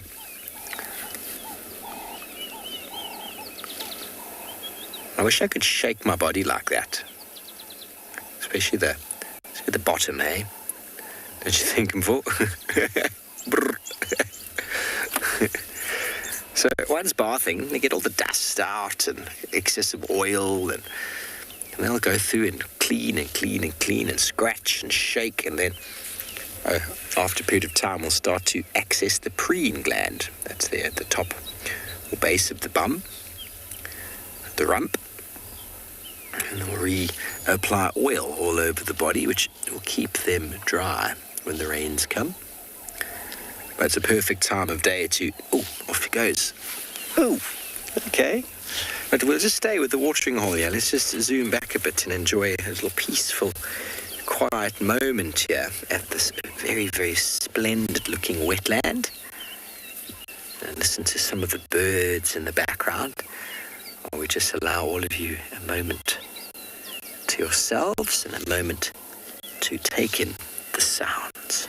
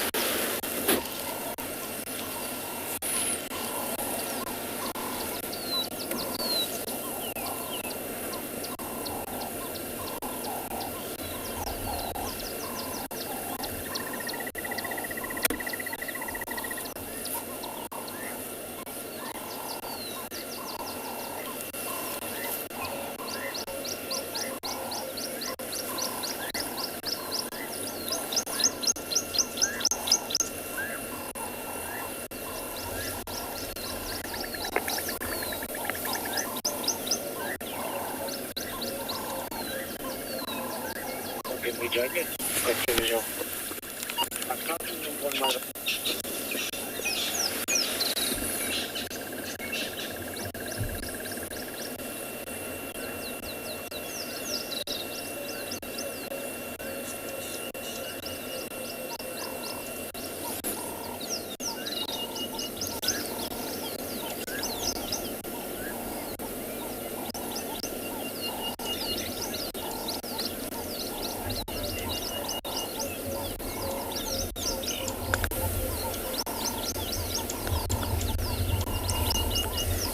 Favorite bird sound, Nicole. I'm going to try and mimic it for you.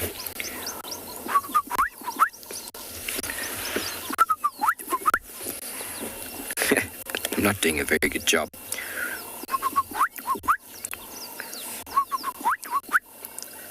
It is my attempt at the gorgeous bush shrike. One of my favorite birds. I'll play it for you. Are you having a listen? Let's see how well I did. Are you ready now to hear the real deal?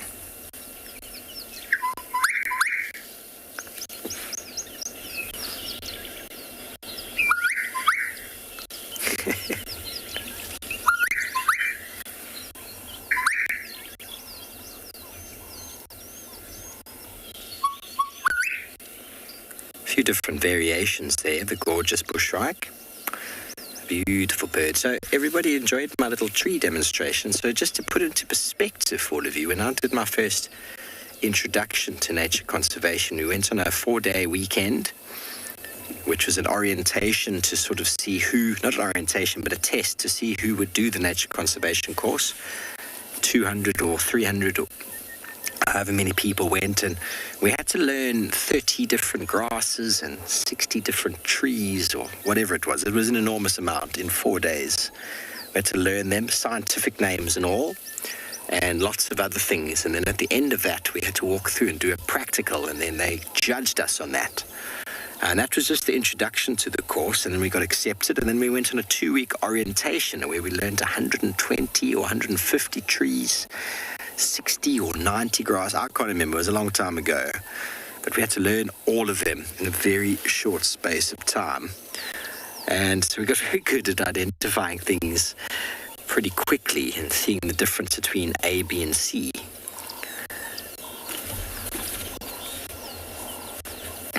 Crash course into Botany 101.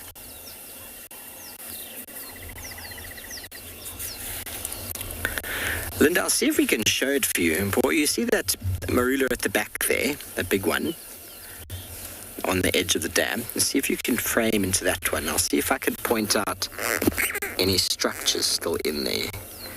Can't really see it, but there's a couple of sticks still in... No, sorry, the one to the left. The one to the left, that's closest to the water. Yeah, that one. Now, that tree there... Inside, there's still remnants of a couple of sticks. There was once a tree house in that tree. It doesn't exist anymore.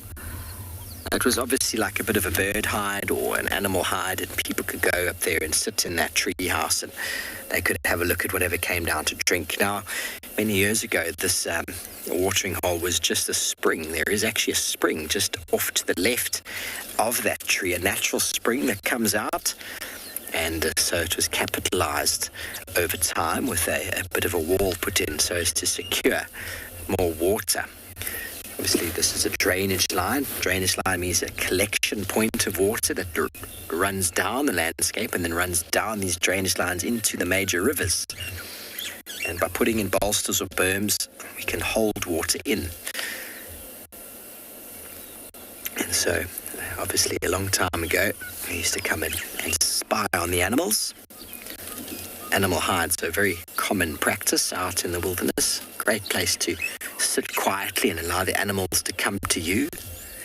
I've done it many times in my life, sat at watering holes. Sat at one for 3 days once in the Timavati. We saw the most incredible sightings. Wild dogs twice, hunting impala, lions, rhinos fighting, interactions, elephants, all sorts of things come down when you just wait and give it time, as those who spend time on the dam camp can give testament to. If you have patience and you're willing to wait, animals will emerge. They don't go and say, hey, everybody, I'm coming to the watering hole. They don't send you an email or a text message. Oh, look at this. Look what just happened on the right-hand side. Cue the elephant. Well, everybody, that was just perfectly timed. Perfectly timed, as we were talking about the fact that animals just emerge when you don't or least expect it.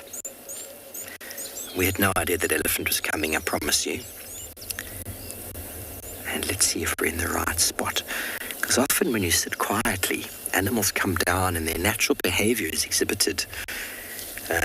Because often if you're in a hide, for example, the term hide is to hide your body and your posture and your shape so that animals will come down to the water and don't really know that you're there. And then you can view them doing what they do naturally, because that is a passive way of viewing animals in the wild. It's what we do in vehicles. But sometimes vehicles, because of the noise, can be a bit disruptive to animals. But a hide sitting at water where animals are going to come can often be a very, very nice way to view them.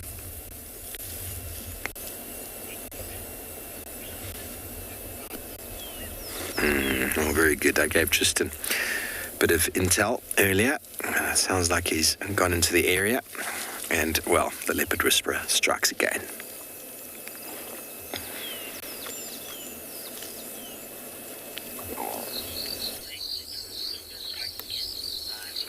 Indeed, we've gotten lucky. We've got one of Sibuyi's cubs that's perched beautifully in a little jackalberry tree. You can see her tail hanging down from the airstrip. And then she's kind of sitting. At the moment, it's quite harsh, the light behind her, because the sun's setting in that direction. But give it 15, 20 minutes, maybe 20 minutes to half an hour will be better. But there should be this beautiful kind of orange glow behind her, which will be really nice. She looks very comfortable up in her jackalberry. I don't see any sign of a kill. Also don't see any sign of her brother or her mother. Maybe she's just decided she needs some alone time. Teenagers, the way that they are, often want to just do their own thing. And so she's decided to perch herself up in that tree. It's seriously pretty, though. It's a beautiful, beautiful big jackalberry. And she looks... Are you going to move now? Don't move. Stay up there for us. What I might do is just go around if she's going to face there. She was facing us more because there's actually a herd of elephants behind us as well that is heading in this direction. So at some stage we might have Ellies underneath the tree as well. It's going to be interesting if we do, because we're actually at Chitwa's bush dinner site.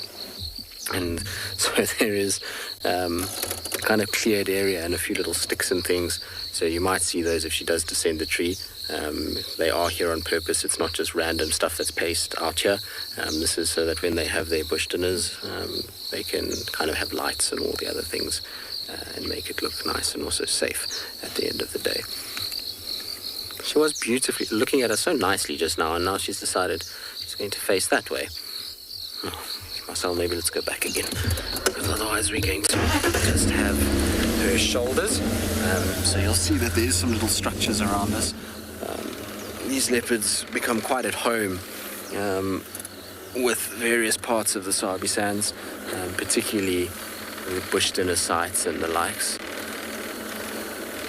Let's just go back a little bit. Oh, that's quite nice. Nice sort of greenery behind her. Hello, girl. She looks really pretty up in this tree. And like I say, it's a spectacular specimen of a jackalberry. It's not a small one at all. It's got a nice, big, shady area, so I can understand why she's up here. It's a perfect place as well because it's right next to the airstrip. So come nighttime, there's going to be a lot of impalas around here. And she's getting to that age now where those kinds of things are going to be interesting her a lot more. So to hunt things like impalas and warthogs and various other animals, steenbok, duiker, they all come onto this airstrip at night, since it's the perfect place if she wants to go after them. Also, you probably find that her brother and her mother are not far at all. They probably somewhere to the south of us. There's a drainage line that runs just inside a net south of the airstrip, and they've spent so much of their life in there that it wouldn't surprise me at all if that were the case. Isn't that beautiful though? She really is such a pretty little girl. She looks like she's got still quite a full tummy, even since the last time we saw her. So Catherine, she was born in October or November last year. I mean, not last year, year before. I forget that we're in 2021 now. I feel like we just need to erase 2020 out of our memories in many respects. So in the end of 2019. So what are we now? We're halfway through January already. Time is marching on. It's going quickly. So yeah, 14 months, 14, 15, somewhere there. So getting on. She's getting to the age now where she's going to be starting to be left alone by mom more and more regularly, and to left to her own devices. I always say this, but often female leopards are left a lot earlier than their male counterparts. The males typically like to cling to mom a lot more and try and stay with their moms as much as possible in order to take advantage of mom's care, whereas the females tend to be a little bit more kind of comfortable in going alone quicker. So I would expect her to kind of start distributing away from her mom in the next sort of 6 months, from now to the next 6 months, and she should be starting to be more on her own. Robinson, she is pretty, isn't she? She's got the most beautiful light-coloured eyes, perfect ears, perfect little face. Her nose is still slightly pink. And the way she's sitting on that branch is quintessential leopard in Africa, isn't it? You know, when you always think of a leopard, you think of it up a tree, particularly these jackalberries where you've got these dark woods with mosses on them, and then this beautiful little leopard sitting on top. And she is picture perfect at the moment because she's still so young. She hasn't had to fight really. Her ears are all in perfect condition. And if you compare her face, even just her bridge of her nose, to Tingana that we had yesterday afternoon, you realize how the face changes and how the nose and ears just pick up little nicks and scratches all the way through their life. And even if you look at Tundi, so for those of you that have taken screenshots of Tundi, compare the two and you'll see how quickly their faces change over the lifespan. It just goes to show how rough it can be. Sorry, my radio is very noisy. Just shows how rough life is as a leopard. You know, everything's on your own, so you don't really have as much protection. You can just see the ellies are going to drift behind her in the background. It's a pity that there is this little bushbrae site here, because it would be so nice with the ellies behind. They're just walking in the background over there. You can kind of see them sort of going past. So it's the two animals that I was hoping to see this afternoon, all bundled into one, especially a tiny little one that's almost as short as the grass is tall. Cute. Here comes older sibling just herding it along. Off you go, catch up to your mother. That's super cute. All right, well, we'll sit here with our ellies and our leopard and just take in the beauty that is this afternoon. In the meantime, though, let's send you across to Mo, who I'm sure is eagerly awaiting his wild dog's movement this afternoon.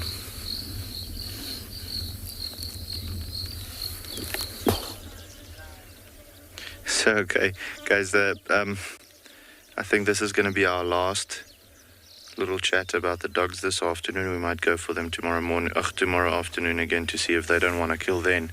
They're going to be lazy now for the next maybe day or so, with their bellies being so nice and full. But the reason why we're going to leave them is the clouds that we're moving in has now consolidated and is forming quite a bit of showers, especially from our northern side. But you can see there where the rain is starting to fall on our western side as well. So not to be caught out so far, we're going to start heading up, see what else we can find. And if the weather gets any worse, we'll have to head back. But yeah, we are quite a long way from home, so don't necessarily want to be in a vehicle with an aerial sticking out when there's lightning striking. I've grown rather fond of not being struck by lightning. So yeah, and I mean, Alton, sorry, I didn't catch that whole one. I just got the last 3 seconds. Just repeat that question.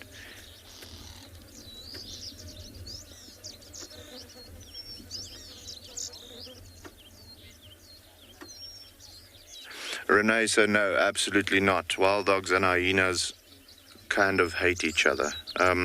The hyenas, I think, sometimes enjoy following the dogs because they're so successful. They know that there will be scraps or the potential of a kill that they can steal from the dogs. However, I've seen multiple times where the packs are big enough and there's only 2 hyenas against 12 dogs, where those dogs absolutely destroy the hyenas in a fight. With that hyena walking away all bloodied up on his backside and so on. So, no, they don't like each other at all. Whenever they get the opportunity, they will kill one another. If the hyenas have strength and numbers on their side again, they will kill a dog if they can. The dogs are a little bit faster than the hyenas, so typically speaking, the hyenas will have to surprise them to get a hold of them. But yeah, the hyenas and dogs not friendly with one another at all. But yeah, guys, I think we're going to move on. These dogs are not doing anything at the moment, and I don't think they're going to do anything for a while. So we're going to start heading back to maybe where we left those cheetahs this morning. See if they don't want to pop out now that the temperature is a little lower. So yeah, we're going to love and leave these guys.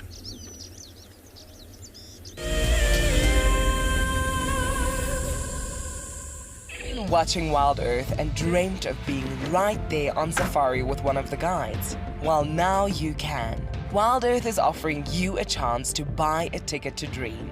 You or a friend can hop on board a live Wild Earth show and join our guide on safari.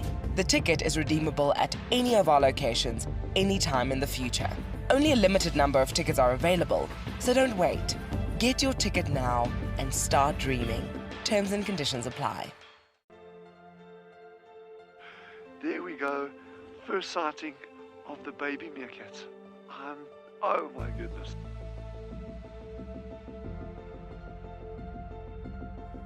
How cute is that? Look, hear no evil, see no evil, do no evil. There they go. Tune into Wild Earth every single day. It's in your nature.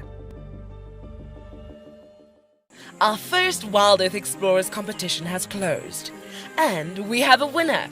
Congratulations to Chantal Sleep from Benoni in South Africa. I felt totally overwhelmed for winning this prize. I will be taking my son with me, and I can't wait to share this experience with him.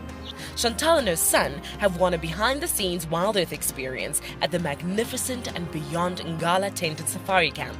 The prize includes a 3-night stay and a chance to sleep out in the unique Ngala treehouse. I would like to thank Wild Earth for making this dream come true, and I encourage everybody to subscribe, to become an explorer, and stand the chance to win these amazing prizes, and so much more.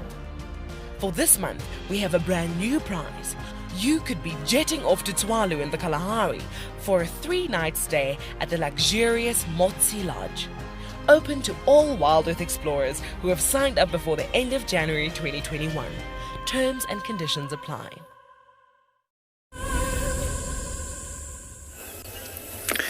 Welcome back, everybody. We've got a little covey of crested francolins over here that were just dust bathing. Dust bathing is something that they do when they get a little bit too much oil on their coat. Come on, show us again. A dust bath. The dust obviously helps to, for example, if you're at the fuel station and they spill too much fuel or gasoline on the ground, there's always buckets of sand there to throw onto it, to pick up and to sort of soak up the gas, the oil. That's what birds do when they get too much oil on their fur, on their feathers. That's very camouflaged in the grass. And well, I spoke earlier about grasses, and we spoke about trees, and give you an example now of how to discern the difference between a grass and a tree. So Now here's a grass that I've taken, and the grass grows in these sheaths. Can you see that? It's a sheath. I can actually pull it off beautifully like that.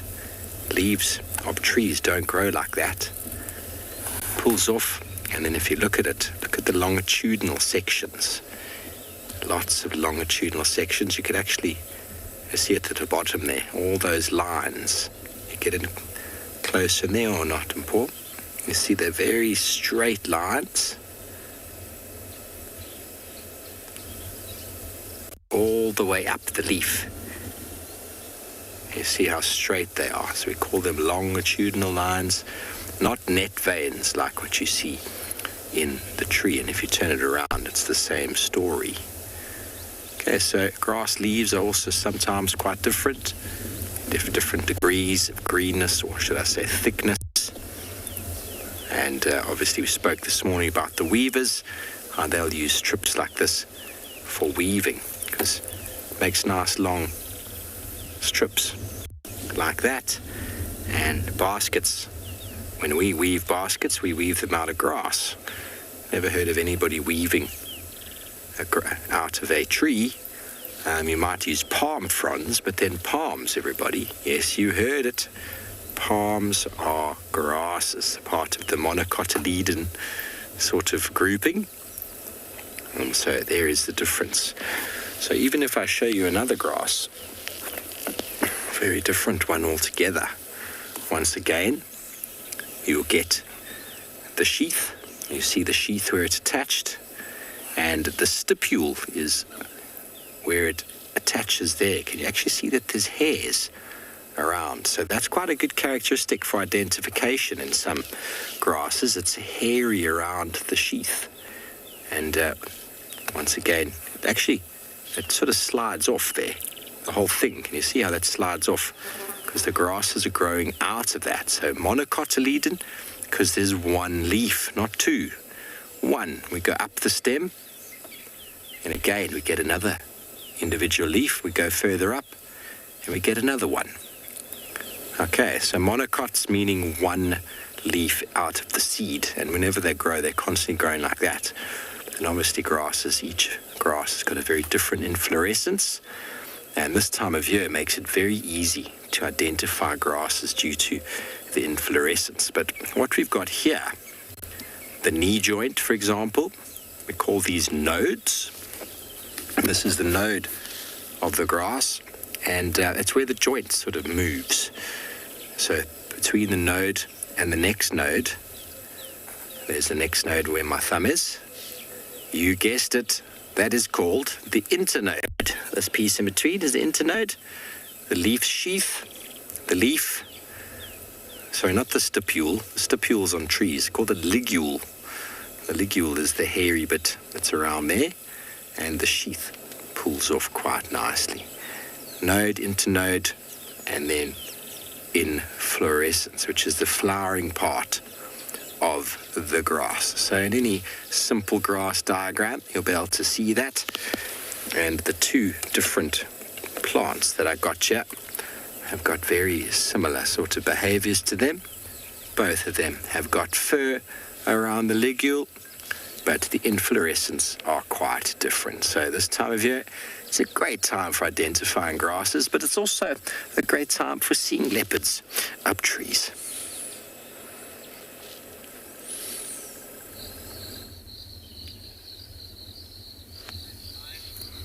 Well, while Steve is doing all the small things, and I'm sure is entertaining you, we're still sitting with little Lunga and seeing what she's getting up to. She's staring ever so intently into the grass down below here. I've been looking around. The only thing I can see is a francolin, but maybe that's what's catching her attention, is the fact that there is a little francolin around that is making a bit of noise and scratching around in the grass.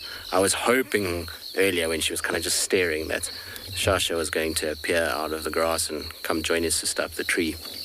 But that is asking for a lot, isn't it? We'd be very spoilt if we had that, that's for sure. Hoping, when we're sitting here and the sun is slowly starting to go the direction we want it to go, just to come in underneath this vegetation and just hit her a little bit. And if that happens, it's going to be really spectacular, because her coat will glow a beautiful golden color, and the light will catch your eyes a little bit. It should be very, very pretty if that happens. She looks comfy though, doesn't she? What is behind us that she's watching? I think it's a francolin. Must be. I heard wings now. This age, things like francolins are high up on the list of things to chase and hunt and exercise on, and they make for great things to practice with, because if they chase them, they're quite quick and agile. Obviously they have wings so they can fly, and so if they can learn to hunt those successfully, then hunting things like impalas becomes that much easier too. I think she's going to sleep now. She's decided the francolins are not worth her time or effort.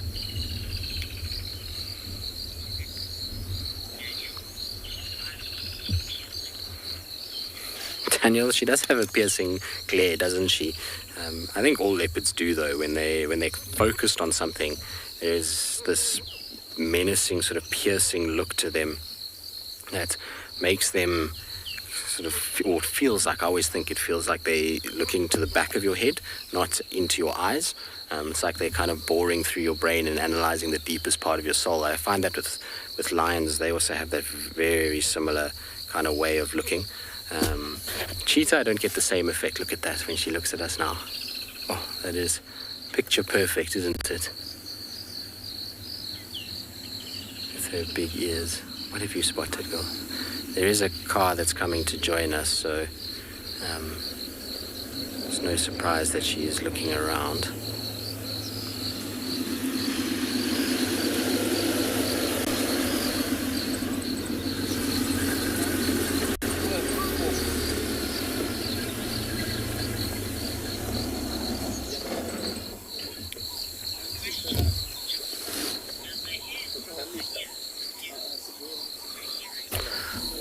John, no. The hair in her ear doesn't interfere with hearing.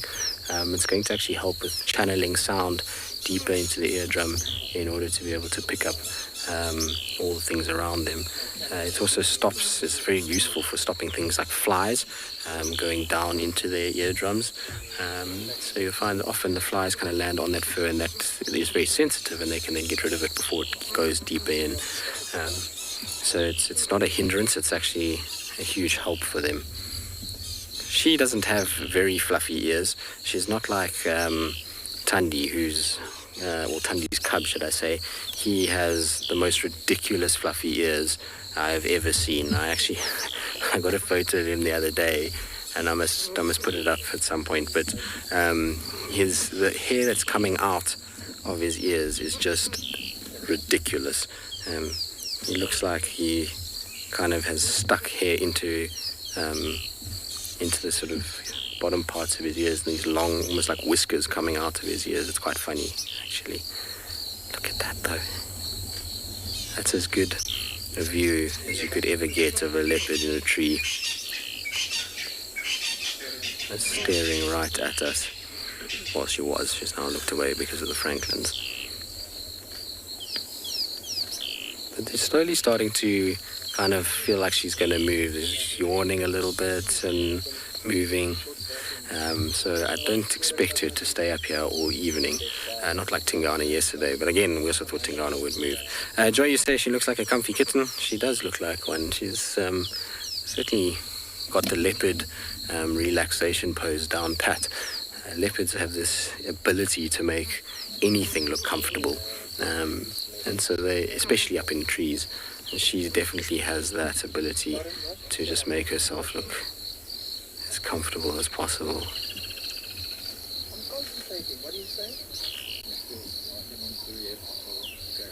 She's listening to the others behind us.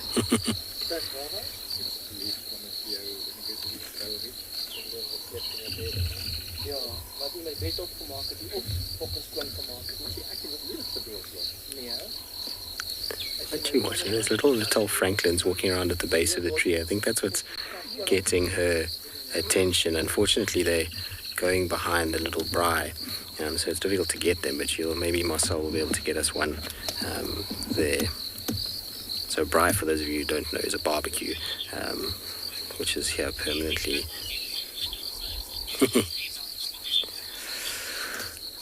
So, Michael, we were talking about this yesterday. It's going to be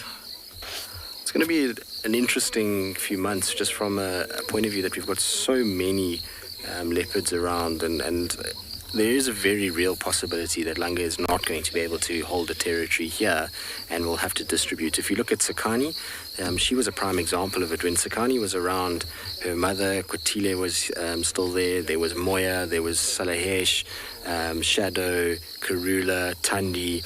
So it was quite full up in Sele. It was very difficult for her to go anywhere from where her kind of natal territory was, and so she distributed quite a long way, far more than most females do, into the Kruger National Park. And the similar thing is happening now. We have a very high amount of female leopards. I was running through the list yesterday. It's a crazy number. So it's going to be tricky, particularly where she is. Her mother's territory is right on the fringe of two other adult females. So we know Kuchava, Tandi, and Sibui are all accessing Chitwa Dam, which means that at some point, Langa is going to be moved, and maybe that's why we were starting to see Sibui taking them into Djuma, taking them down towards Mala Mala. She's just trying to extend her territory as far as possible, and she'll leave Langa in one of those kind of fringe areas, or she'll leave Langa where she is right now, and she will start moving into those more kind of fringe territories as a more established adult female that can look after herself. But it's going to be interesting. I am not 100% sure where she's going to go. She might very well distribute. It'll be sad if she does, though, because she's beautifully relaxed. And the southern kind of, maybe not southern, but southwestern side of Djuma particularly, so Twin Dams, Treehouse, that area, we haven't really been seeing a lot of Shidulu in that section. So it would be a perfect place for Langa to kind of hang out from there southwards into Little Gowrie and Hoffmans, and basically take what was once shared between Shadow and Karula, and then Tlalamba can be to the north and Tandi to the east, and Sibui can keep this kind of Annette's southern side of Chitwa section for herself. I don't know, we'll see. It's all speculation at this stage, but I don't know what's going to play out. I'm hoping that she's not going to be forcibly removed. I'm hoping that she's going to end up staying in this area, and we'll see her for many, many years to come. It's always the exciting thing about when female leopards have female cubs, is there's a very real possibility of them staying, unlike the males, which is sad because we get so attached to the males because they're generally quite goofy and do all kinds of crazy things. If you look at Tamba, Hosanna, Tandi's current male, Kuchava's cub, even Shasha, he also is a bit of a clown sometimes, so it's sad when they leave, but we'll see how it goes. Anyway, we'll stay here, see what she gets up to. The sun is going in the right direction. In the meantime, let's send you back across to Steve.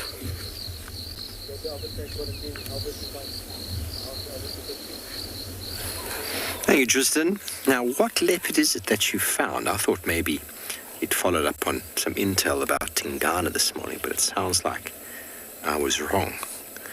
Okay, everybody, so the easiest and best way to identify grasses is through the inflorescence. Now, you'll be able to see quite clearly that, I don't know if it's easy to see because of the background. Do I need to put something in the way? Do I need to put something there? Looks like it's a bit dark, isn't it? I don't think that map's going to work. Let me try this lid of my box.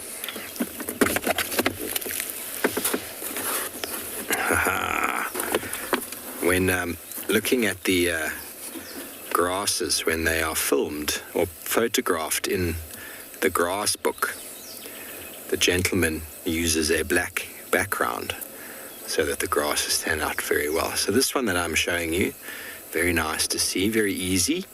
Kind of looks like a Garfield comic when he goes and takes a fish and he just pops a fish in his mouth and pulls it out, and all you see is the bones. This is called herringbone grass, or in scientific language, Pogonathria squirrosa. Looks like a squirrel's tail, doesn't it? To a degree. Okay, so very different from this grass, which has got very large and serrated very large and serrated, I'm sorry, my box is falling. Very large and serrated inflorescence. Very characteristic of the lovegrass family, these serrations. So all the lovegrasses have got a seed pod that looks like this, just much smaller. And so this is called sawtooth lovegrass. And all the lovegrasses are named after Era. So all Eragrostis, and this one beautifully named Eragrostis superba. Isn't that a wonderful name? Eragrostis superba, because it's so superb. And then this one over here looks like a hand, doesn't it? Looks like a hand with fingers. So this is known as finger grass. How easy to remember. And the genus name is called the Digitaria or Digitaria. Digitaria eriantha. Very, very nice. Very easy and very different, isn't it? And then this one looks like you've just arrived at a crossroads, and there's the signs and the signals to go left, right. And this one says New York to 25,000 kilometers that way, and that one says Oklahoma this way, and that one says Cape Town. So this is called signal grass, also known as Eurycloa mosabicensis. Don't worry, I'm not going to be testing you. And then this one over here is a beautiful, beautiful, beautiful panicle known as Panicum maximum, or the white or blue Guinea grass. But before Tristan's leopard disappears, let's quickly send you back over to him.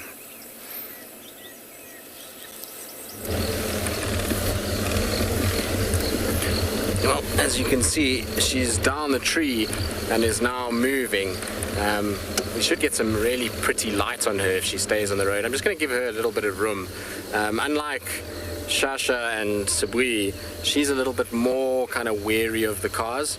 Not that she's scared of the cars, but she's definitely, you see, she's a lot more kind of unsure of where she wants to go when the cars are following her by herself. When mom's around, she's absolutely fine, but on her own, she's a little bit less inclined to be followed. So we just give her a lot more room than we give the other leopards in the area.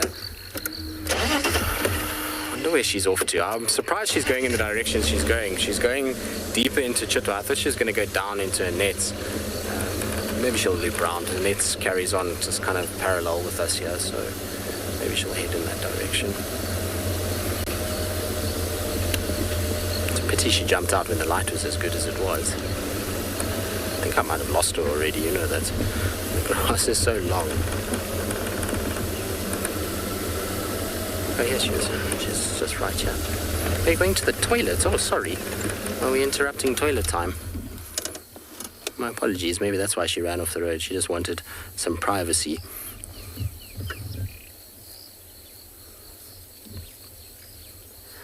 That right there is the beauty of summer, that contrast between that spotted orange coat and the green grass is always so pretty.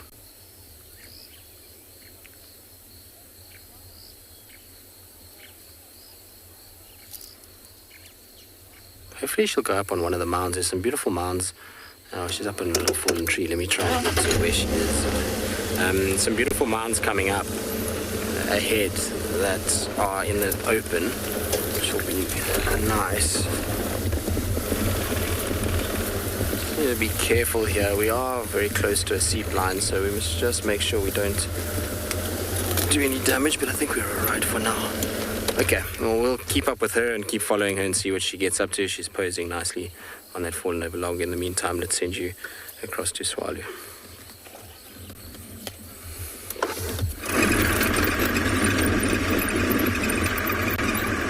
So yeah, guys, after leaving the dogs now, we've chosen a route back towards where we found the cheetahs this morning, the two males. But this route typically, well, the area where we're going to drive through soon is the area where that, I don't know, for those of you who have been following us for a while, the cheetah mother with the 3 small cubs that we followed from like baby time. She likes to come through, well, that was the area where she was denning and all of those things when they were little. So she still comes through that area on a regular basis. So it will put us in a position where if she is close by, where we might pick up on some tracks or possibly find them, or evidence of them being around. So I'm hopeful that that might be the case. We haven't had any reported sightings of her in the last couple of days. So with that being the case, it makes it a little bit more difficult. But there's always a chance. She does cover quite a large area at the moment, with the cubs being very mobile and being able to keep up with her wherever she wants to go. But I feel like it's time for us to see her again. She does come through there by the lodge quite regularly. So the loop that she does is large, but she does it quickly, luckily. Maybe once a week she'll be there around the lodge area and so on. So yeah, not too far away from where she made the den way in the beginning, around September. So hopefully they'll be around. But it's also a very good area where we're going to be driving to see some bad-eared foxes, or even Cape foxes, or anything like that. With it cooling down significantly, with it raining right throughout the reserve, we are going to see the predators or the carnivores getting active a little bit sooner this evening. Not necessarily right now at the moment, but maybe in the next half an hour they might start moving around, which is going to be awesome. It's always special to see those guys moving. That's also why we do our game drives during these times of the day. General game, they're out and about most of the day, or you'll be able to see them, but you want to be out there when the predators are most active, or when the big stuff are most active. So during the cooler parts of the day is when we need to be moving there.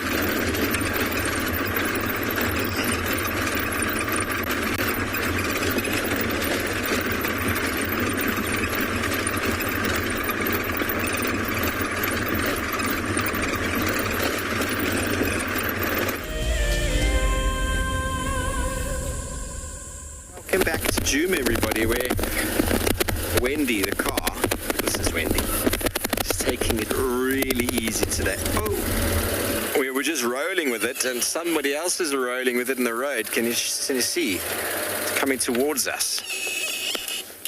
Coming towards us. Can you see the rolling?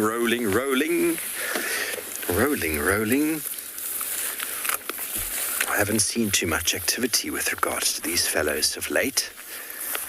Just got to check around as we go, and there's a huge amount of flies hanging around this fellow's ball. There's another big ball over there. Where are you going? Really amazing how much weight these guys are able to move around.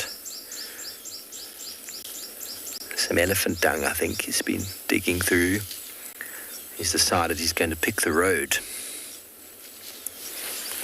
If you think about the size, he's the size of my top of my thumb, and the ball is a little bit smaller than my fist. Enormous amounts of power.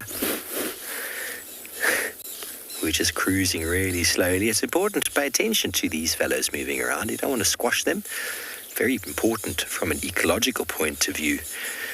Their burying of the dung, the compost that they bury, and they're revered by the ancient Egyptians. The scarab beetle, scarabaeus all over in the hieroglyphics. The importance of the composting, the reconnecting with the earth, the cycle of life, and as well as how they go through a mummification process and transformation to a completely different organism.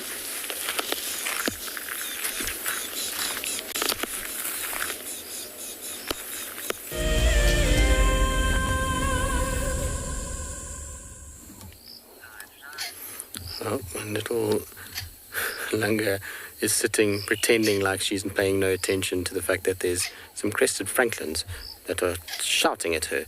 She got a little bit grumpy with them and was snarling at them at one point after she was stalking them and then was spotted. But I'll keep quiet so you can hear them.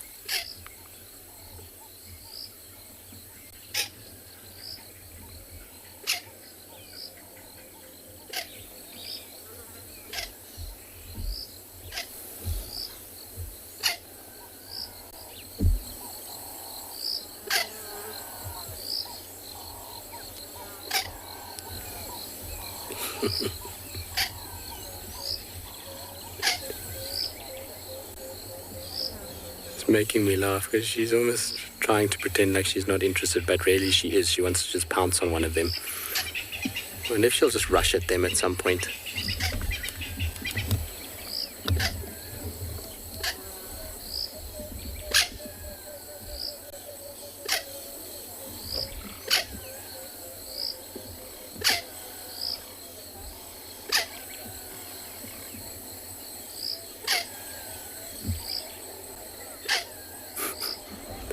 It's a stalemate.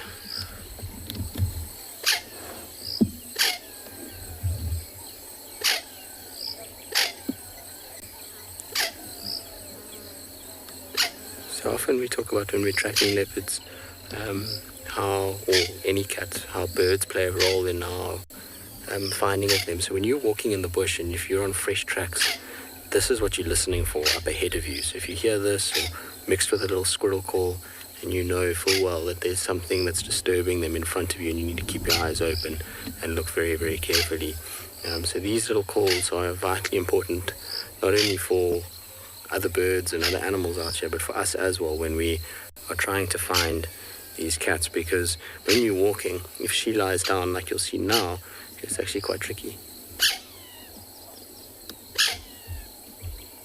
She's growling at them.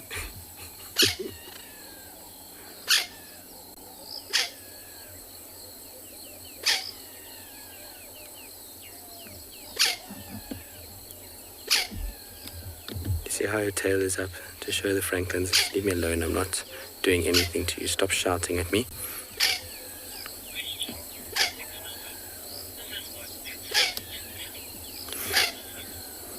I think it's, what is Nicanova, is that what you got?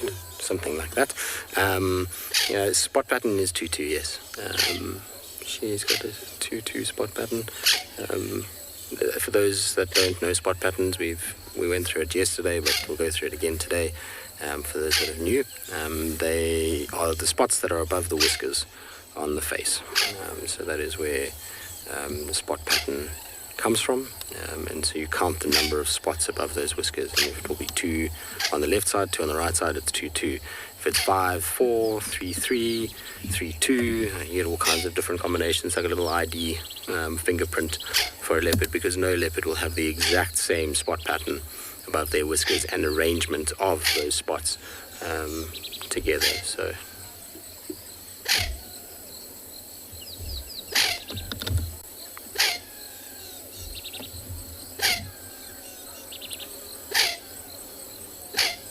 yes, Franklin. She's falling asleep. She's totally irritated with this lot. And the Franklins won't move because they don't want to leave and then the leopard get and stalk and get to them. So unless the leopard rushes at them and they fly, they're going to just sit here and literally shout at her until she either gets annoyed or she kind of goes flat, and then they'll start shuffling off. You'll actually find with some of the more experienced females, I've seen it with Thandi, when this starts happening, she actually rushes at them just to get them out of her way and stop calling at her, and then she actually lies down. She's not too fussed with making them make a little bit of a noise for 2 seconds. It's better than this consistent calling, because things like hyenas, other leopards, they hear this and they know there's something around there. Ears are very in tune with the bush as well, and they pick it up and they know then. Maybe she'll go up the tree for us. That'd be nice. Because she's going to slink and put her tail up.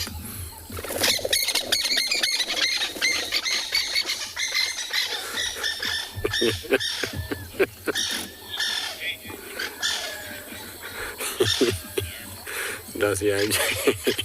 She was, but She's just caused pandemonium. And you hear all the francolins, they all burst out and kind of flew off into their respective trees out of the way of where she is. So you can see what happens when she actually shows a bit of heart and moves towards them. These guys give way pretty quickly, and lots of noise and panic when they do. You can hear a hyena calling as well. It's quite early in the day for that.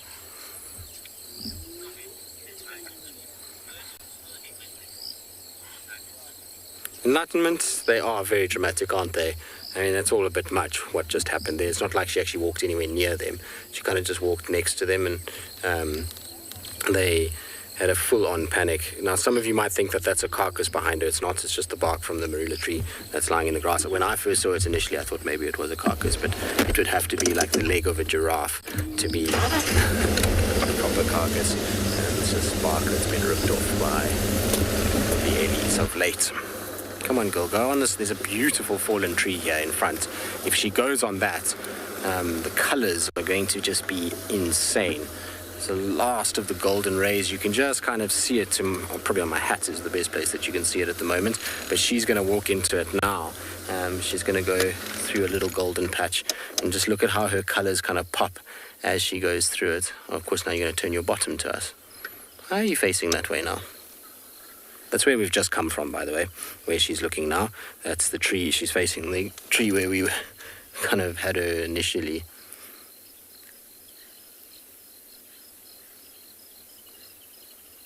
Oh, that light is absolutely beautiful.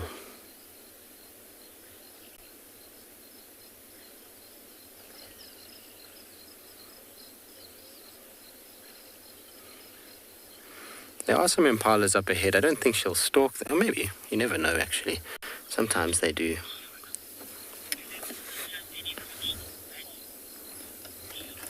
Oh, look at that. That's very cool. Let's go forward. We'll try to get her in the tree. Keanu, you're asking if her whiskers have any functional value. Yes, they do. They are sensory, so it's like having a set of eyes, ears, nose, touch. It's just another sensory organ that they have. There's very, very sensitive little hairs. How's that? That's pretty. It's quite an interesting tree as well. If you look at the shape of this tree, it was obviously damaged at some point, and there was a whole bunch of growth hormones that was sent by the tree itself in order to kind of replace what was there, or to grow over what was there in order to kind of make it or protect the tree. So what you get is these little growth areas that protect the tree. The impalas are shouting at her now.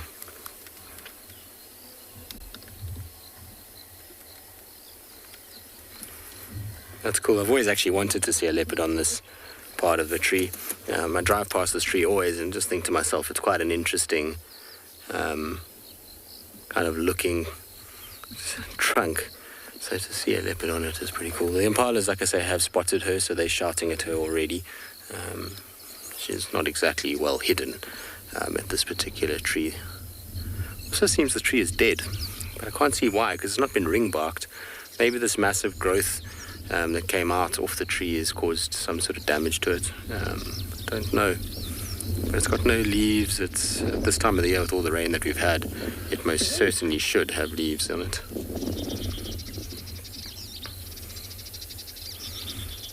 See how she's sniffing around. I wonder if maybe her mom or her brother... No, that's not comfortable. Surely not.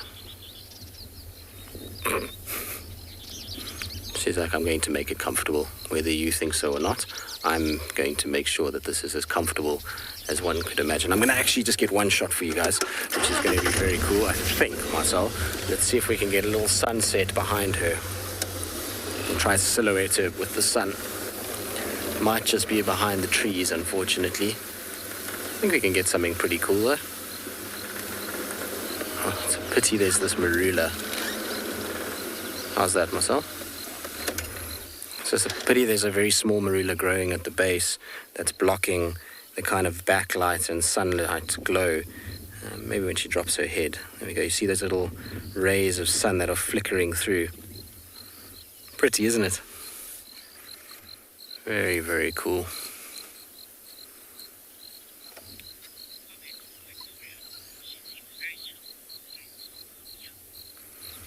Victoria, she is very chilled. It's often what happens with these cats in this particular reserve. Even when they're as young as this, their exposure to vehicles is so much.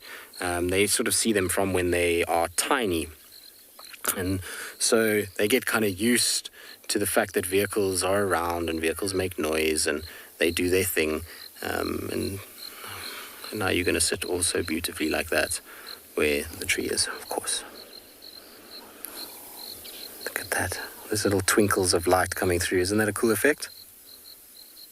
That is absolutely beautiful. So she's just basically become used to cars. Like I say, she's under the tutelage of her mom, who's used to vehicles. She too has learned that mom doesn't react, therefore she doesn't have to react, and so it's all good for a car to be around. You can see that she's not quite as confident as some of the older females. She still a little bit kind of watches us and just drops her head slightly, but she's getting better every day.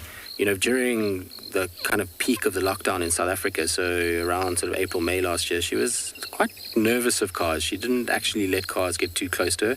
So she really has developed really nicely over the course of the last few months. Look at that, though. Absolutely loving the kind of sparkle of the rays through the leaves as the wind is moving them. You're getting these kind of little solar flares coming through. It's just such a pity there's that tree in the foreground. Otherwise it would have made for quite a sight, because it's not the tree in the foreground that's causing those specular highlights to come through. That's a marula in the background that's causing those little flares every now and then. It almost looks like she's angelic. She's got like an ethereal glow to her, doesn't she? I think if you were ever to say that a leopard's got an ethereal glow, that would be the right way to see it. So cool.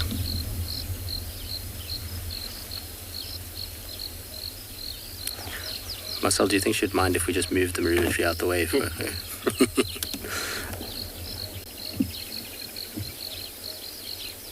In exchange for a chop. In exchange for a chop, Marcel says. Yes, Marcel would think of that. Marcel's a meat lover, so he would have thought of a chopper. I hope some of you are getting nice screenshots from this, because it really is very, very cool.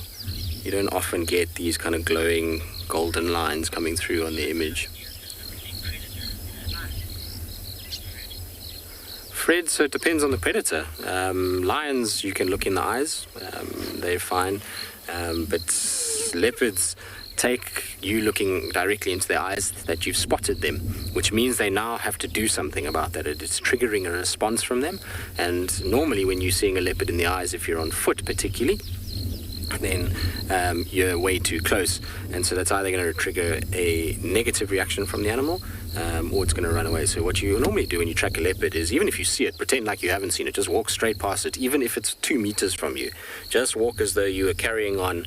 Often you'll find the leopard will just go completely flat and just look at you kind of above its paws, and it sees you just walking past, and then as you drift away, it will slowly lift its head and watch you walk off and stay where it is. If you turn and look at it, it knows it's been spotted. It's then going to either run or come at you. So that's why you don't look leopards in the eye.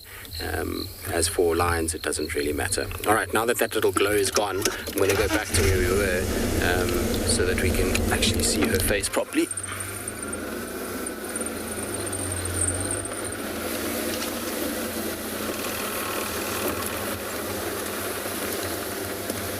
Hi.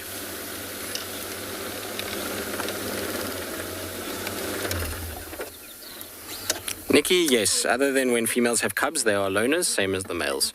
Males only come together with another leopard when they're mating, for the most part. Sometimes, because of this area, we have a high density of leopards, we do see males spending time with their cubs sometimes, or bumping into a female and spending a little bit of time at a carcass together.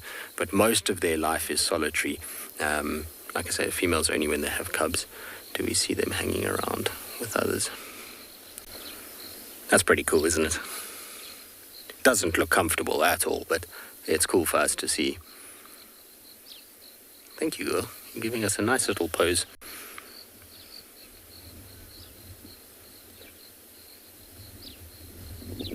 She's just weighing up her options and waiting for the light to fade, and then she's going to get into the long grass and start to move around. All right, well, we'll stay with her. We had a kind of beautiful view of her with the sunset in the background, and sounds like Steve has got a beautiful view of the sunset itself.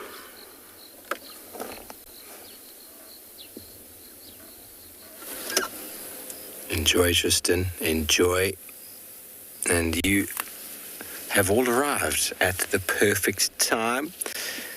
Yes, you guessed it. It's that time of day again where the sun's setting in the west. And we're all going to just keep quiet for a moment and allow us all to just soak in the afternoon, soak in the day.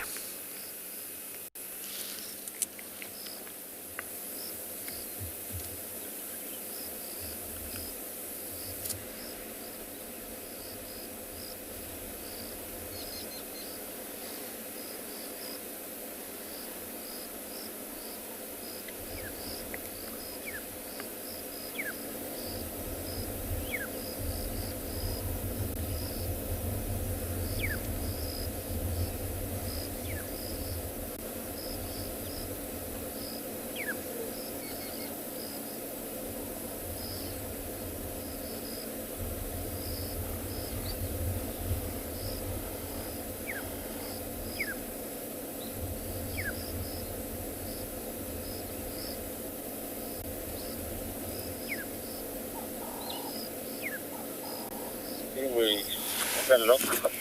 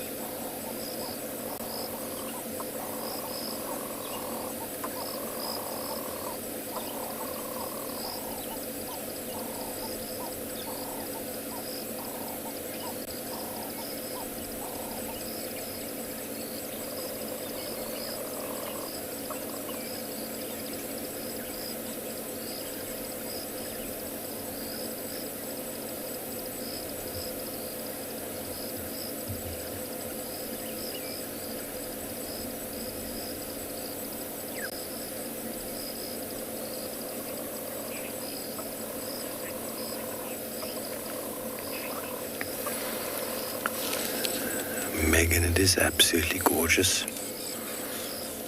Tracy, the perfect golden hour.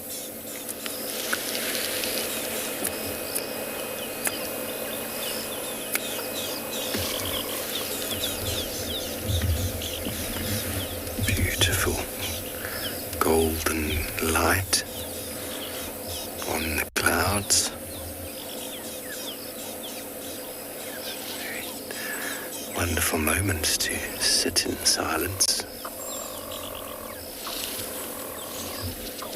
Reflection.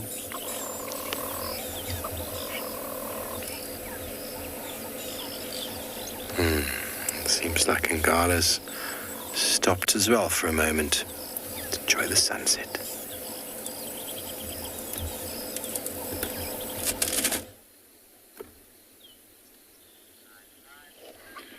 Good afternoon, everybody, and a very late welcome to And Beyond Ngala. We are here in the riverbed, as you can see, enjoying the sunset. And my name is Eric. Behind camera is a very special man because it is his birthday today, and it is Seb. Thanks, Eric. There's his thumb. So we down in the riverbed, and we're just basically having a look around to see what we can find here. We've had a long day exploring some of the water holes within the area without too much luck. We just thought we'd take a moment to admire the sunset on our right-hand side, which is just about to disappear. And moments like this are always really nice to just spend quietly listening. You might hear an unexpected alarm call, or maybe the vocalization of lions or leopards that might start to get up and move around. And so that's what we're doing whilst we're enjoying the last little bit of light. And then I think we'll probably just stick to the riverbed like we have been doing and see if we can spot any nocturnal animals coming out to play in the darkness. Most of the color now is gone. You'll probably find that as the sun drops below the horizon, you might catch one or two of the very deep reds and purples in some of those clouds.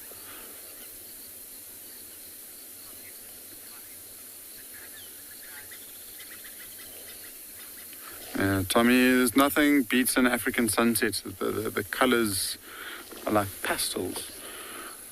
It's something that you need to experience yourself, just sitting still, listening to the nature around us.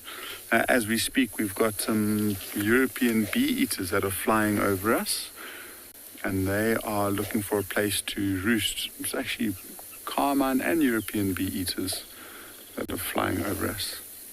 If you're watching this morning, you saw the carmine bee-eater, the beautiful pink bird. And if you're lucky, you might be able to hear it. It's just got a very, like a sound.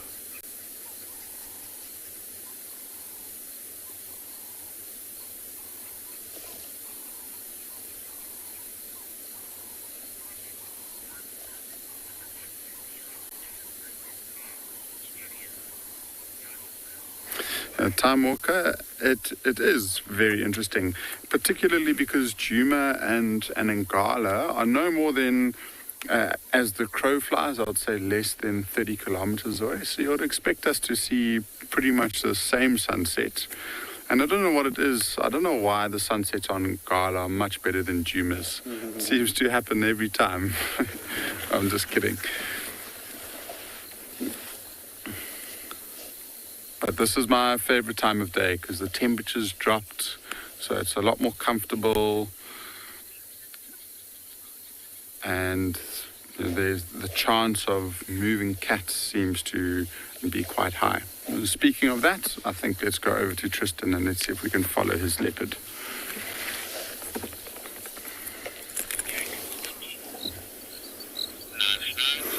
Well, for the sunsets at Ngala to be better than Djuma's, I'm afraid, Eric, you're going to need to put a leopard in a tree with the sun setting behind it in order to beat us today. I think we maybe have trumped things with our little leopard. What do you think, Marcel? Most definitely. Most definitely is Marcel's rating. Can also, you hear that? There's the sound of mating cats. I wonder if it's not those lions that were around Chitta this morning. Sounds like mating cats towards the dam area. So I'll go maybe have a little look just now. She's about to rudely interrupt somebody's drink stop as well. I think she's going to go on top of a mound before she does that. There's a nice little termite mound up ahead that she's walking towards. So I think she's just going to go on top of that and have a little look at the impalas that are in the background there. You can see the start of the mound.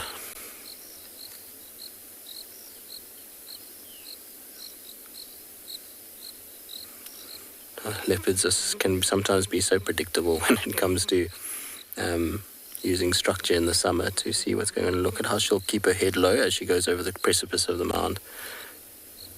There you go. I just want her to settle before we drive there, because sometimes when you drive, the impalas look... There we go. Now that she's settled, we can go around and join her. I think she's curious as to what these people that are having their drink stop are doing, because she keeps looking at them as well as the impalas. She's kind of deciding which ones she actually wants to watch, and from here she can watch both, which is, I suppose, a good thing. And if we can get the view of the mountains in the background, because they are absolutely perfect tonight. Not quite, unfortunately, the angle that she's at doesn't allow us to really get the mountains. You'll see the mountains in front of me shortly.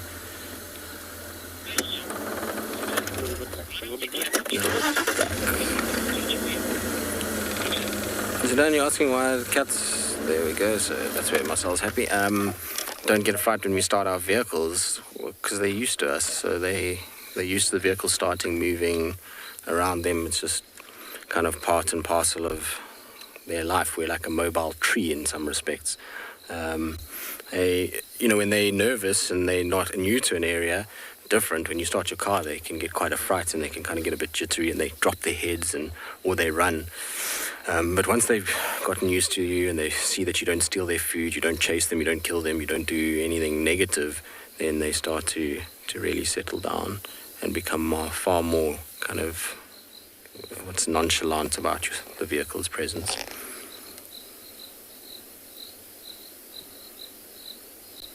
Beautiful evening though, isn't it?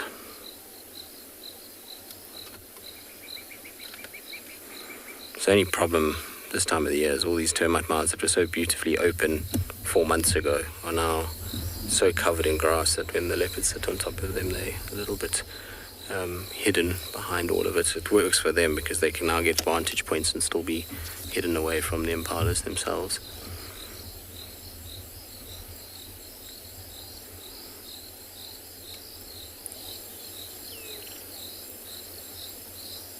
It's definitely mating cats close by. You can hear them, they sound like they're at the dam.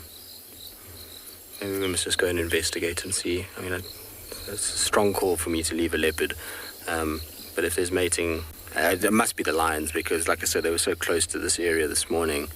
Maybe they've come back towards Chitwa. I know Dylan said to me that there were lions around, but I couldn't copy him nicely, so I think we must go and check there while we still have a bit of light just to be able to see. Maybe we should put a vote on it. Hashtag Wild Earth at FC. Should we go and investigate the sounds of mating cats, or should we stay with our leopard? It's up to you. I'll give you guys a few minutes. KB, far enough. I'm not sure the exact distance, to be honest with you, but they can see a fair way. I've sat with, in fact, where we are right now, I had one of the most crazy sightings of Mvula killing an impala here. And so where she's sitting right now, this is where the impalas were, and Mvula was, so if you can pan to the right, you'll see that there's a big mast or a big tower over there on the edge of this clearing. There's like a little tree line where my finger is, and Mvula was there, so on the other side of that impala. And he ran from there in the dark. From there, he sprinted all the way and he killed the impala at the base of this Marula that we're at right now. It was like a cheetah hunt at night. So his eyesight must be at least that far, which is what? What do you reckon, 300 meters? 350. 350. Well, there's a killer Marula falling from the tree as well. So, they can see at least that. It's obviously dictated to by vegetation. The more vegetation that's in the way, the less that they're going to be able to see unobstructed. But they can see far at night. Their vision is very good. It's not like ours. As much as we can see in the day, they can pretty much see at the night. They've sacrificed a lot of their color to be able to see in the dark conditions, and so it's almost like what we see during the day is what they see at night. So I think we should go and investigate. She's quite well hidden on this mound now. It's not exactly the greatest view, and I can hear them constantly. So if they are mating, well, they are mating, I can hear it. They're not far, and they're doing it a lot. So I think let's just try and see. All right, girl, thank you for the nice afternoon. Give her a little salute as we go. What an absolute treat that was. She certainly spoiled us this afternoon. It was very, very, very cool. There we go. So all of you have agreed with our decision to go and investigate. I wonder if anybody's actually there. My radio hasn't been on, so I don't even know if they've found them. Is there any stations that have located those mating lions on Chitwa? Oh, that's helpful. I can copy that. Very clear. Go ahead. Yeah, system at the moment.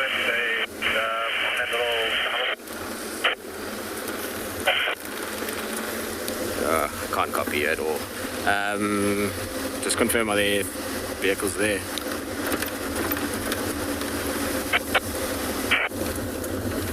This is what we decode on a day-to-day basis. Alright, well, let's go ahead and see. Hopefully there's not 3 vehicles in the sighting. We'll figure it out once we get closer. When we get much closer to vehicles, then we can hear them. If we're far from them, then we battle to pick them up. Actually, this road, I always get a bit scared when I drive this road. In 2012, when we had the big rains, there was a massive sinkhole that developed there. It literally, we luckily weren't driving there at the time. We had just driven past, and we heard this like thud behind us, and we looked behind, and the whole road had caved in about the size of a car, one of the big cars, and the depth was probably, you could have stacked 2 cars on top of it. It was pretty scary, actually. Imagine falling into that. Wouldn't have been nice at all. So always when I go past there, I kind of check it. They've filled it all in since. Alice, well, we got to find them first. I don't know. They might not even be on Chitwa. It sounds like they are. But let's see. I can't, like I say, I can't hear what the guys are saying, but they're saying on a link road. So I don't know if it's the link road here in front, or if it's... Where from? How are you doing? Very well yourself? If it's on the link road, or if it's on the damn wall, I don't know. I'll try to get hold of them on the radio now, and hopefully by the time we do that, we'll know exactly where they are.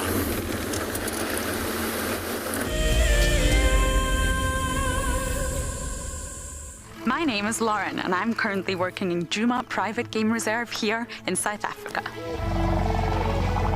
I love answering your questions during the live safaris. It's my favorite part. It feels like you're on the vehicle with me, and I'm able to teach you exactly what you want to know. If you want to ask a question on Wild Earth, then you need to register on our website. Once registered, you must go to the live safari page and ask your question below the live feed.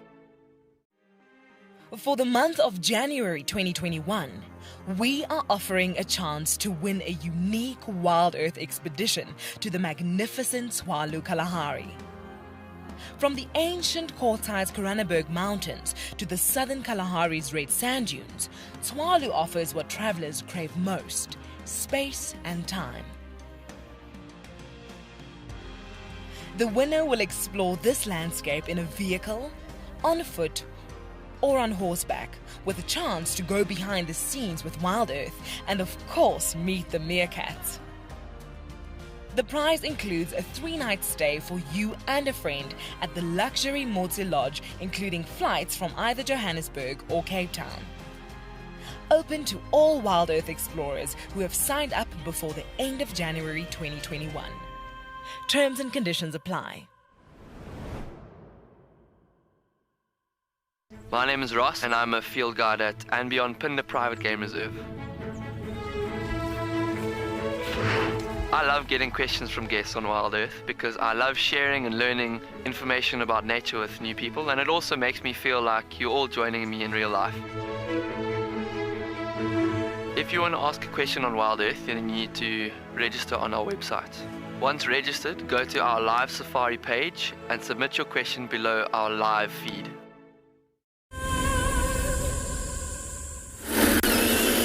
Welcome back, everybody. Sorry about that. We just had he's on the road behind us. Please stay. It's going to be a first for me on Djuma. Chestnut-backed sparrowlark in the road there, playing on that elephant dung. Can you see him on the elephant dung? Oh no, he's just flown away again. You cheeky bird. Oh, there he is. How wonderful. I haven't seen one of these fellows on Djuma before. Sparrowlark, chestnut-backed sparrowlark. Is the male, if I'm not mistaken. If any of you out there are disagreeing with me that is a sparrowlark, I'm almost 100% certain, but I was quite surprised to see one here. I haven't seen one here before. Because they're like semi-arid short grasslands. For him to be here, it's very interesting.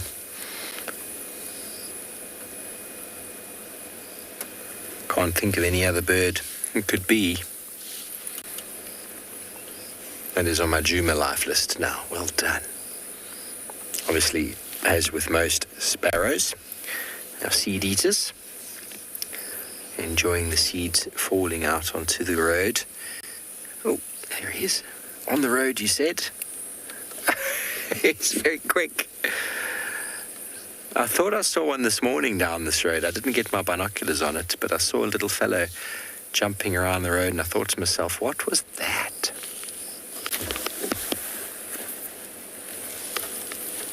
How awesome. Let us know if it's a new bird for you, everybody.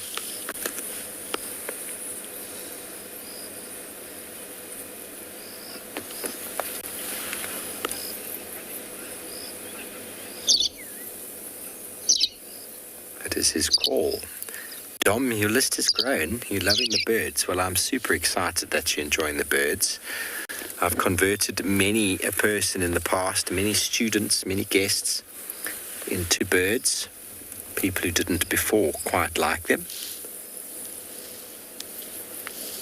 He heard me calling. Now he's flying over my head going, who was that? What was that noise? He's behind us. Let's try and get him again.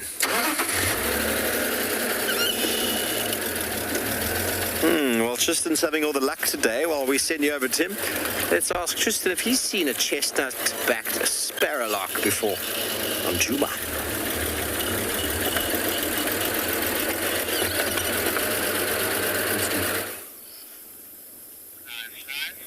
Right, as you can see, we found them, and just in time.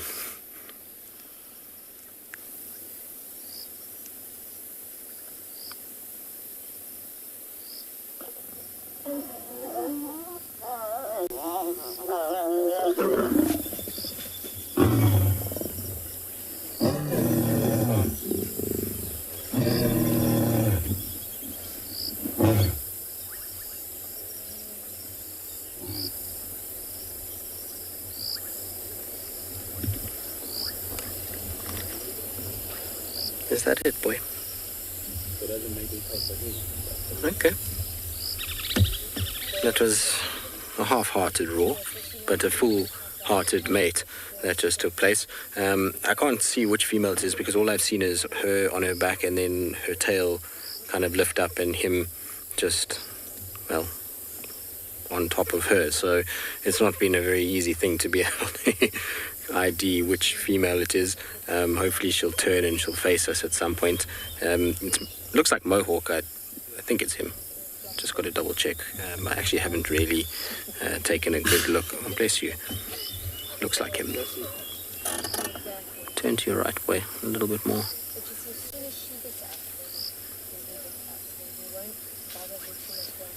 And flop down. Yeah, I think it is Mohawk. All right, there we go. There's the female lifting her head.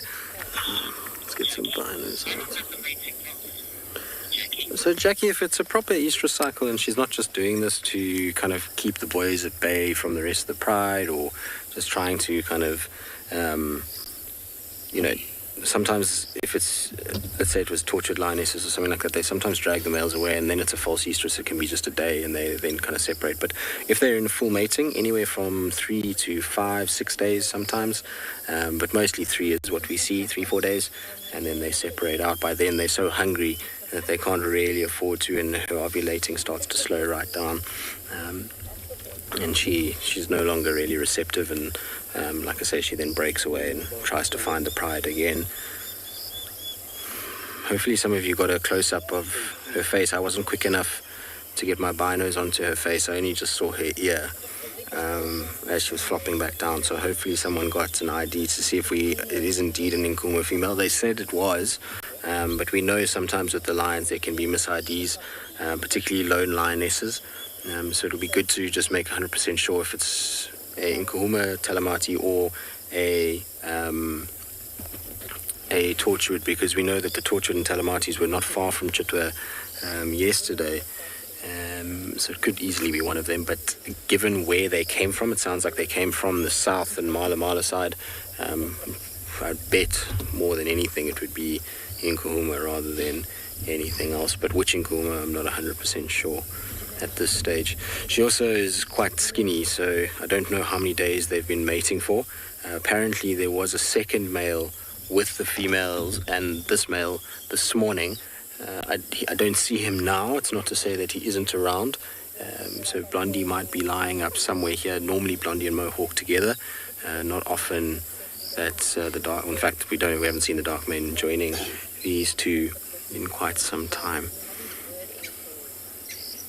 And this is how lions roll. They literally mate, then they go back to sleep. But the frequency of mating is pretty quick. When we were up at that leopard, I heard them twice while she was on that mound, and then we drove here, which was not long, and they mated again. So it seems like there's quite a high frequency, so it's every sort of 10 minutes, if that. And so if we're just patient enough, she will be the one that will get up, and if she moves, that instigates him to move straight away. He won't let her out of his sight. He'll make sure that if she comes anywhere near him, or anywhere away from him even, he'll kind of chase after her and then mount her and try and mate with her. It's a fascinating process to watch. Everyone's always kind of flabbergasted by the fact that it's so short. But at the end of the day, they do it so much during the course of the day. If you probably add it all up, it's actually quite a long time that they spend mating. And it's part of it is because of the low sperm count that cats often have, that they need to constantly kind of mate throughout the day. And it can get to as much as every 5 minutes. I've seen with leopards sometimes it's even shorter than that, where literally the poor male just sits down and the female basically starts coming straight to him, should I say. Hello, Mohawk. Look how much you've relaxed. You used to be so nervous of us all. Addison, you said you're so happy you voted. Maybe I'll get to speak properly at some point. If you could vote for Tristan to speak proper English, that would also help. But you say you're so happy that you voted for investigation. I'm sure a lot of you are. I know a lot of you really enjoy seeing lions, particularly the Nkuhuma Pride, which is not such a common thing for us anymore. It's weird saying that after 2016, where they were, a permanent feature of the Djuma landscape in 2016. It's very odd, that we don't see them as much anymore. So if it is Nkuhumas, I know a lot of you are super happy to spend a decent amount of time with them. So hopefully, when we've got still a good 25 minutes, so we'll stick with them for the rest of the evening and see what they get up to. I would suspect that we're just going to see repeated matings. What I'm going to try and do is wait for this vehicle. You see that they're just using a spotlight. They just wanted to show their guests quickly. Is once that vehicle is moved, I'm going to try and move so that we can actually see them head on rather than their two bottoms that we're seeing at the moment. Of course, I just don't want to get stuck because there's a little puddle. What would you call it? She's getting up. Okay. Does look like one of the Nkumas. So Michael Fleetwood, who probably knows the lions as well as anybody, particularly the Nkuma pride, tends to agree. And now that she's up, we'll be make 100% certain. I can't drive forward because we're going to cut her off, unfortunately. I wanted to try and get in front of them, but I'm just going to disturb her, and I don't want to do that. But now that she's up, you'll see if she takes a step, he'll get up too. And what she might do is she might turn, rub up on him, go around, rub up on him again, and then lie down. But let's see if the male gets up straight away. There we go. So we're going to go into IR in a few seconds. 5, 4, 3, 2, 1. IR. There we go. And you see how he walks with purpose as soon as she walks. Hopefully they're going to mate on the damn wall. That'll be cool, because we'll be sort of eye level with them if they do that.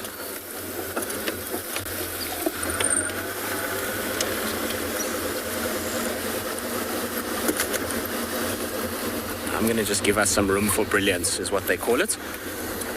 And park right here. Okay, stop on top of the wall, girl. And it will be such a cool angle. Except that it will be away from us, which won't be ideal. Unless she turns back at him. But there's Chitwa Dam. I wasn't far off when I said that they were close to the dam. There we go. I think they're going to mate there somewhere. Let's see, she's flirty. She's got her tail up, which might indicate that she's going to stop. See how he's kind of just sniffing behind her. See how much larger they appear when you lower down. It's a little tip for those of you that ever are able to control where you park.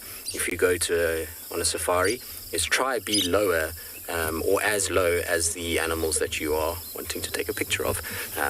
It really does make the animal appear that much larger. You feel like you're on the same plane as them and not looking down on them, and it's a much better aesthetic view in photography. So just a nice little tip for you guys. Sorry, Elton, if you can just repeat the name for me, please.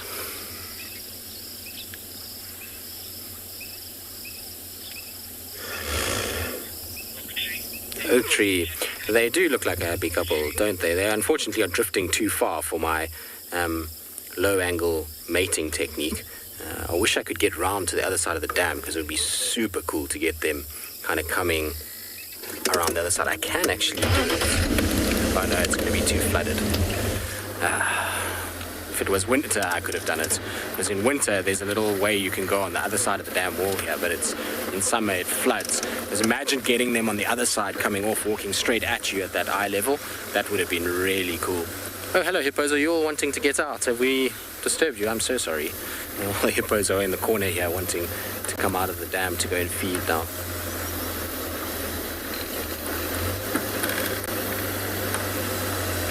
Come on, roar for us, boy. He won't roar, though. It's not with a female. Doesn't want to attract attention to himself. Carlene, no. Not all mating sessions produce cubs. Sometimes it takes a few times until they actually produce. I'm going to try and just see if I can sneak past them here quickly. Got a fair amount of space. Especially while she's so kind of she's going to the loo, so we don't really want to be downwind from that anyway. Perfect, we made it past, guys. So what we're going to do is we're going to turn, and then we're going to face them and just roll back with them as they come over the hill. And we should get a really nice view of them sort of walking onto us, which will be cool.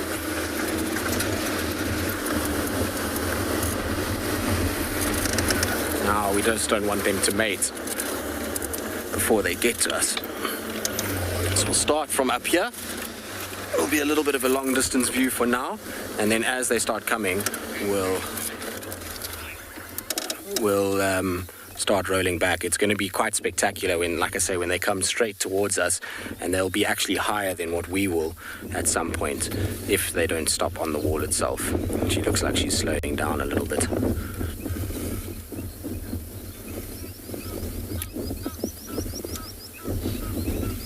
I was saying just now that you won't see him roaring because he actually doesn't want his brother to find him. So he'll make sure that he stays quiet so that he can mate with her undercover, except that his brother is probably fairly close by. All right, Marcel, let's roll back because she's come far enough now that we'll see her. You don't even have to start the car. Electric safari, here we go.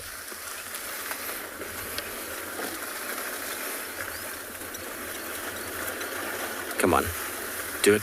If they mate right here in front of us, it's going to be pretty spectacular. How's that, Marcel? That's good. Marcel says that's good. There we go. That will do, pig, exactly. As the famous lines go. No, don't cut that way. No.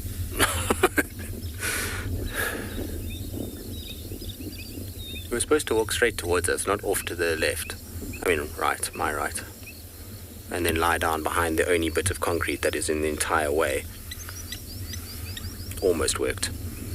He's laid down now as well, a little bit further ahead. Unfortunately, they're just a little bit far for the IR light because I was hoping that we'd get them just coming straight at us. I'm also surprised that he stopped where he did and he didn't follow her all the way through to come and actually mate with her. Often when they walk like this, you know, he follows right behind, and then as soon as she sits, he tries to actually mount her. Oh, there's a scrub here that's playing with its life too in front of this lioness. It's going to pop out fairly shortly. Behind that little block, you just see its eye. There it comes. Yes, male lion, scrub hair. Isn't that a cool view? That's what a scrub hair will think a male lion looks like in terms of size. By a little scrub hair.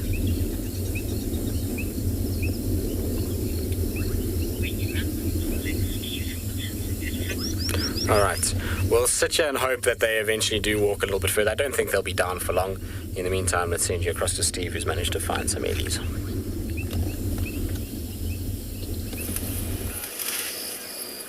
Welcome back over to Djuma, everybody, where we've caught up with a herd of elephants. This fellow was a little bit naughty a moment ago. We were driving past. He decided to show us how big and strong he was. He came running towards us with his head shaking. As soon as we stopped, he pretended as if he hadn't behaved like that at all and started eating again. You might notice that we are in the infrared spectrum. It's very dark. The elephant's feeding on, it looks like grass there. Notice when he eats, smacks it against himself because of all the sand on the roots.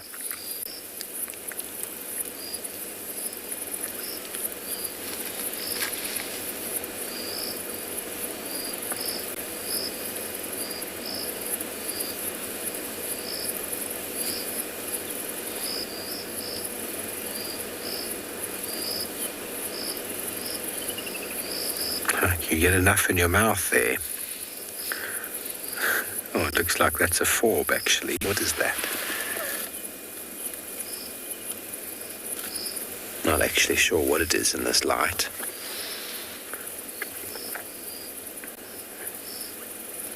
Barely touched sides, though.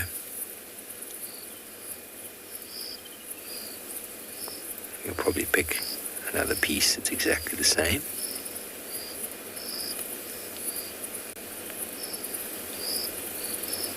More elephants at the back. There's a whole breeding herd of them here.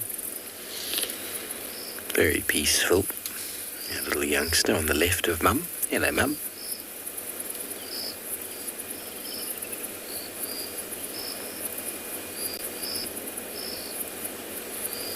And see the contrast of the wet patches on the side of the head from streaming.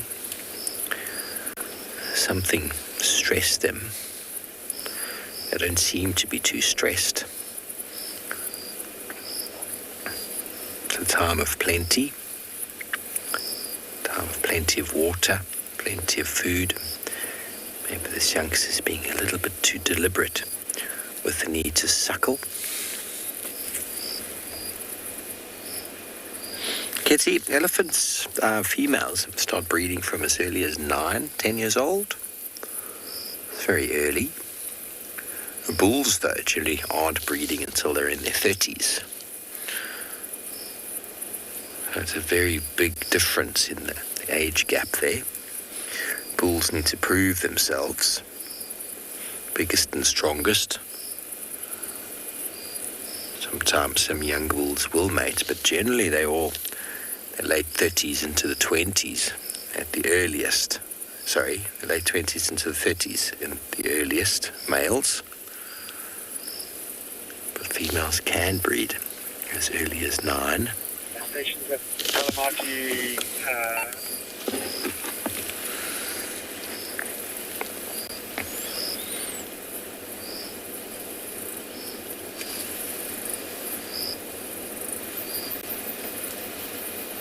So the bulls have got a long time to mature. The females don't really have too much time. But then they don't have to leave the herd. They stay in the natal herd for life. Close-knit groups.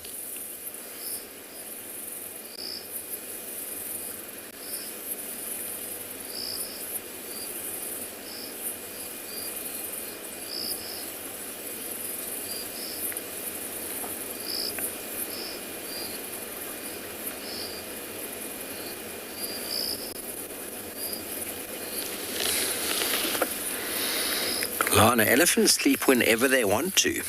There's no specific time. Sometimes they'll sleep in the heat of the day. Sometimes they'll sleep in the middle of the night. It can be at any time. They don't have to lie down either to sleep. You often find the youngsters lying down. Adults, though, will often stand right where they are, sleep standing.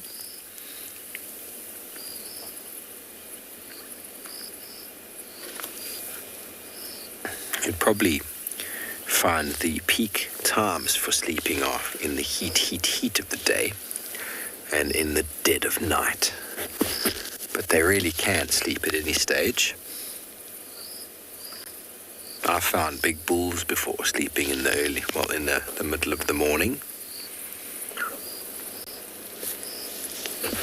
Flat on the ground. I approached one before that I thought might have been dead. And I found out it wasn't dead. And also how quickly they can stand up. Quicker than you think.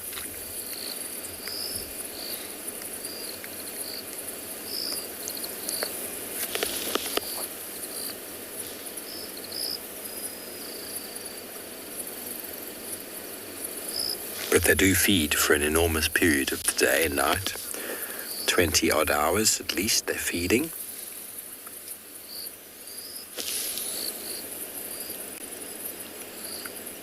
Never-ending appetite.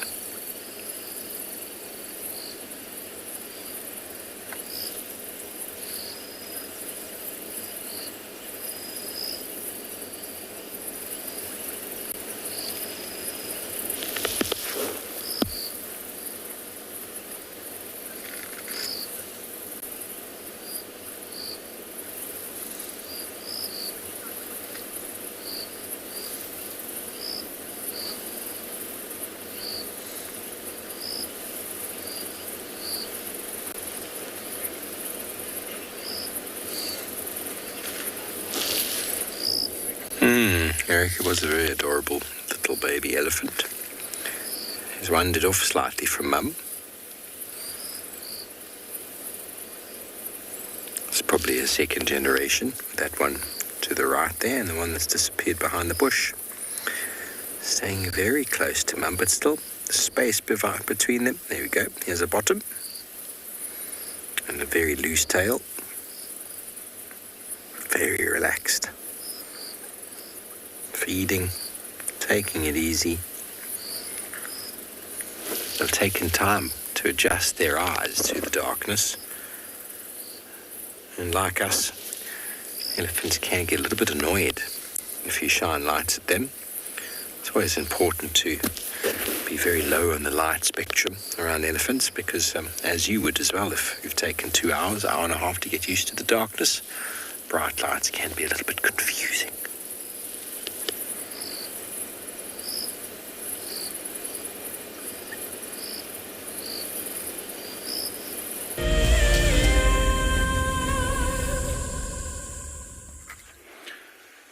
So guys, yeah, just an update on the two cheetahs. There was a vehicle that was looking for them in this area this afternoon. Unfortunately, they also didn't have any luck. So it could be that they went into the area, into the block, and may have succeeded in a kill. Just where we can't see them, you know.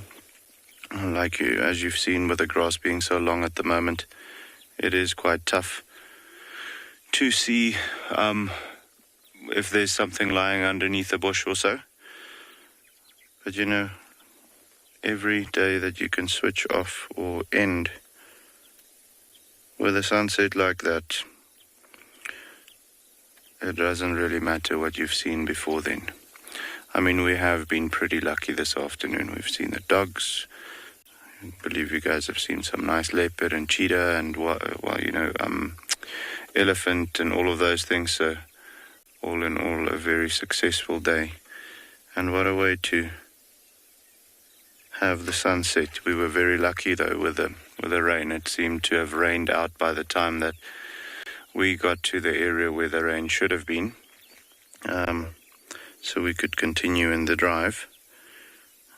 However, I always love a sunset with a little bit of clouds in it. The colors are just incredible. So much more, and you get the texture and the contrast and all of those things, just amazing. So yeah, beautiful. And I just like seeing those silhouettes on the dunes as well. Incredible.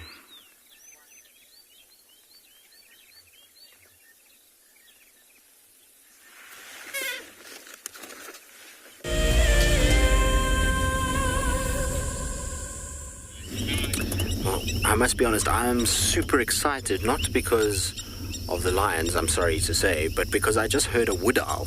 Now, I haven't seen a wood owl in the Northern Sabi Sands ever, or even heard one, but I've just heard one calling in the drainage line behind Chitwa, so that's going to be an operation for the next few days, is to try and see if we can come and find that wood owl. That would be a really nice find for us. It has such a cool little call. It sounds like it's laughing. Maybe I can find the call quickly if we've got enough time. I'll try. Also, the other thing is that Michael Friedrich came back to us and said it's actually a tortured lioness, which is very interesting. Not an Inkuhuma. So I suppose that makes sense given the tortureds we were on Chitwa yesterday. That is about right. Okay, so here's the wood owl call.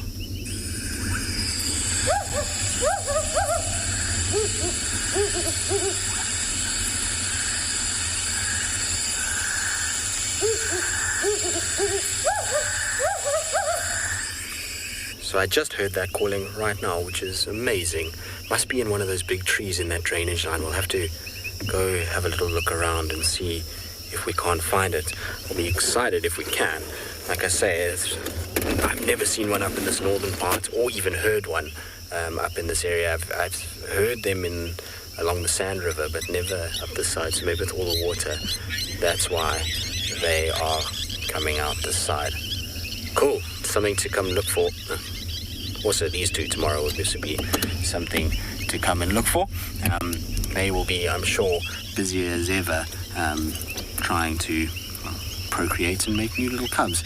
It's difficult with the tortured pride because we don't know a lot about them. We don't see them a lot. Even the guys to the east of us spend so little time with them. They don't really get an opportunity to know them very, very well. They find that they, spend a lot of time in Kruger, and they have those two new males that often mate with them. So it's interesting that she's on Chitwa at the moment, and actually kind of mating with one of the evokers. Come on, finish up with the mating, you two. They're so far apart, I don't think we're going to see a mating.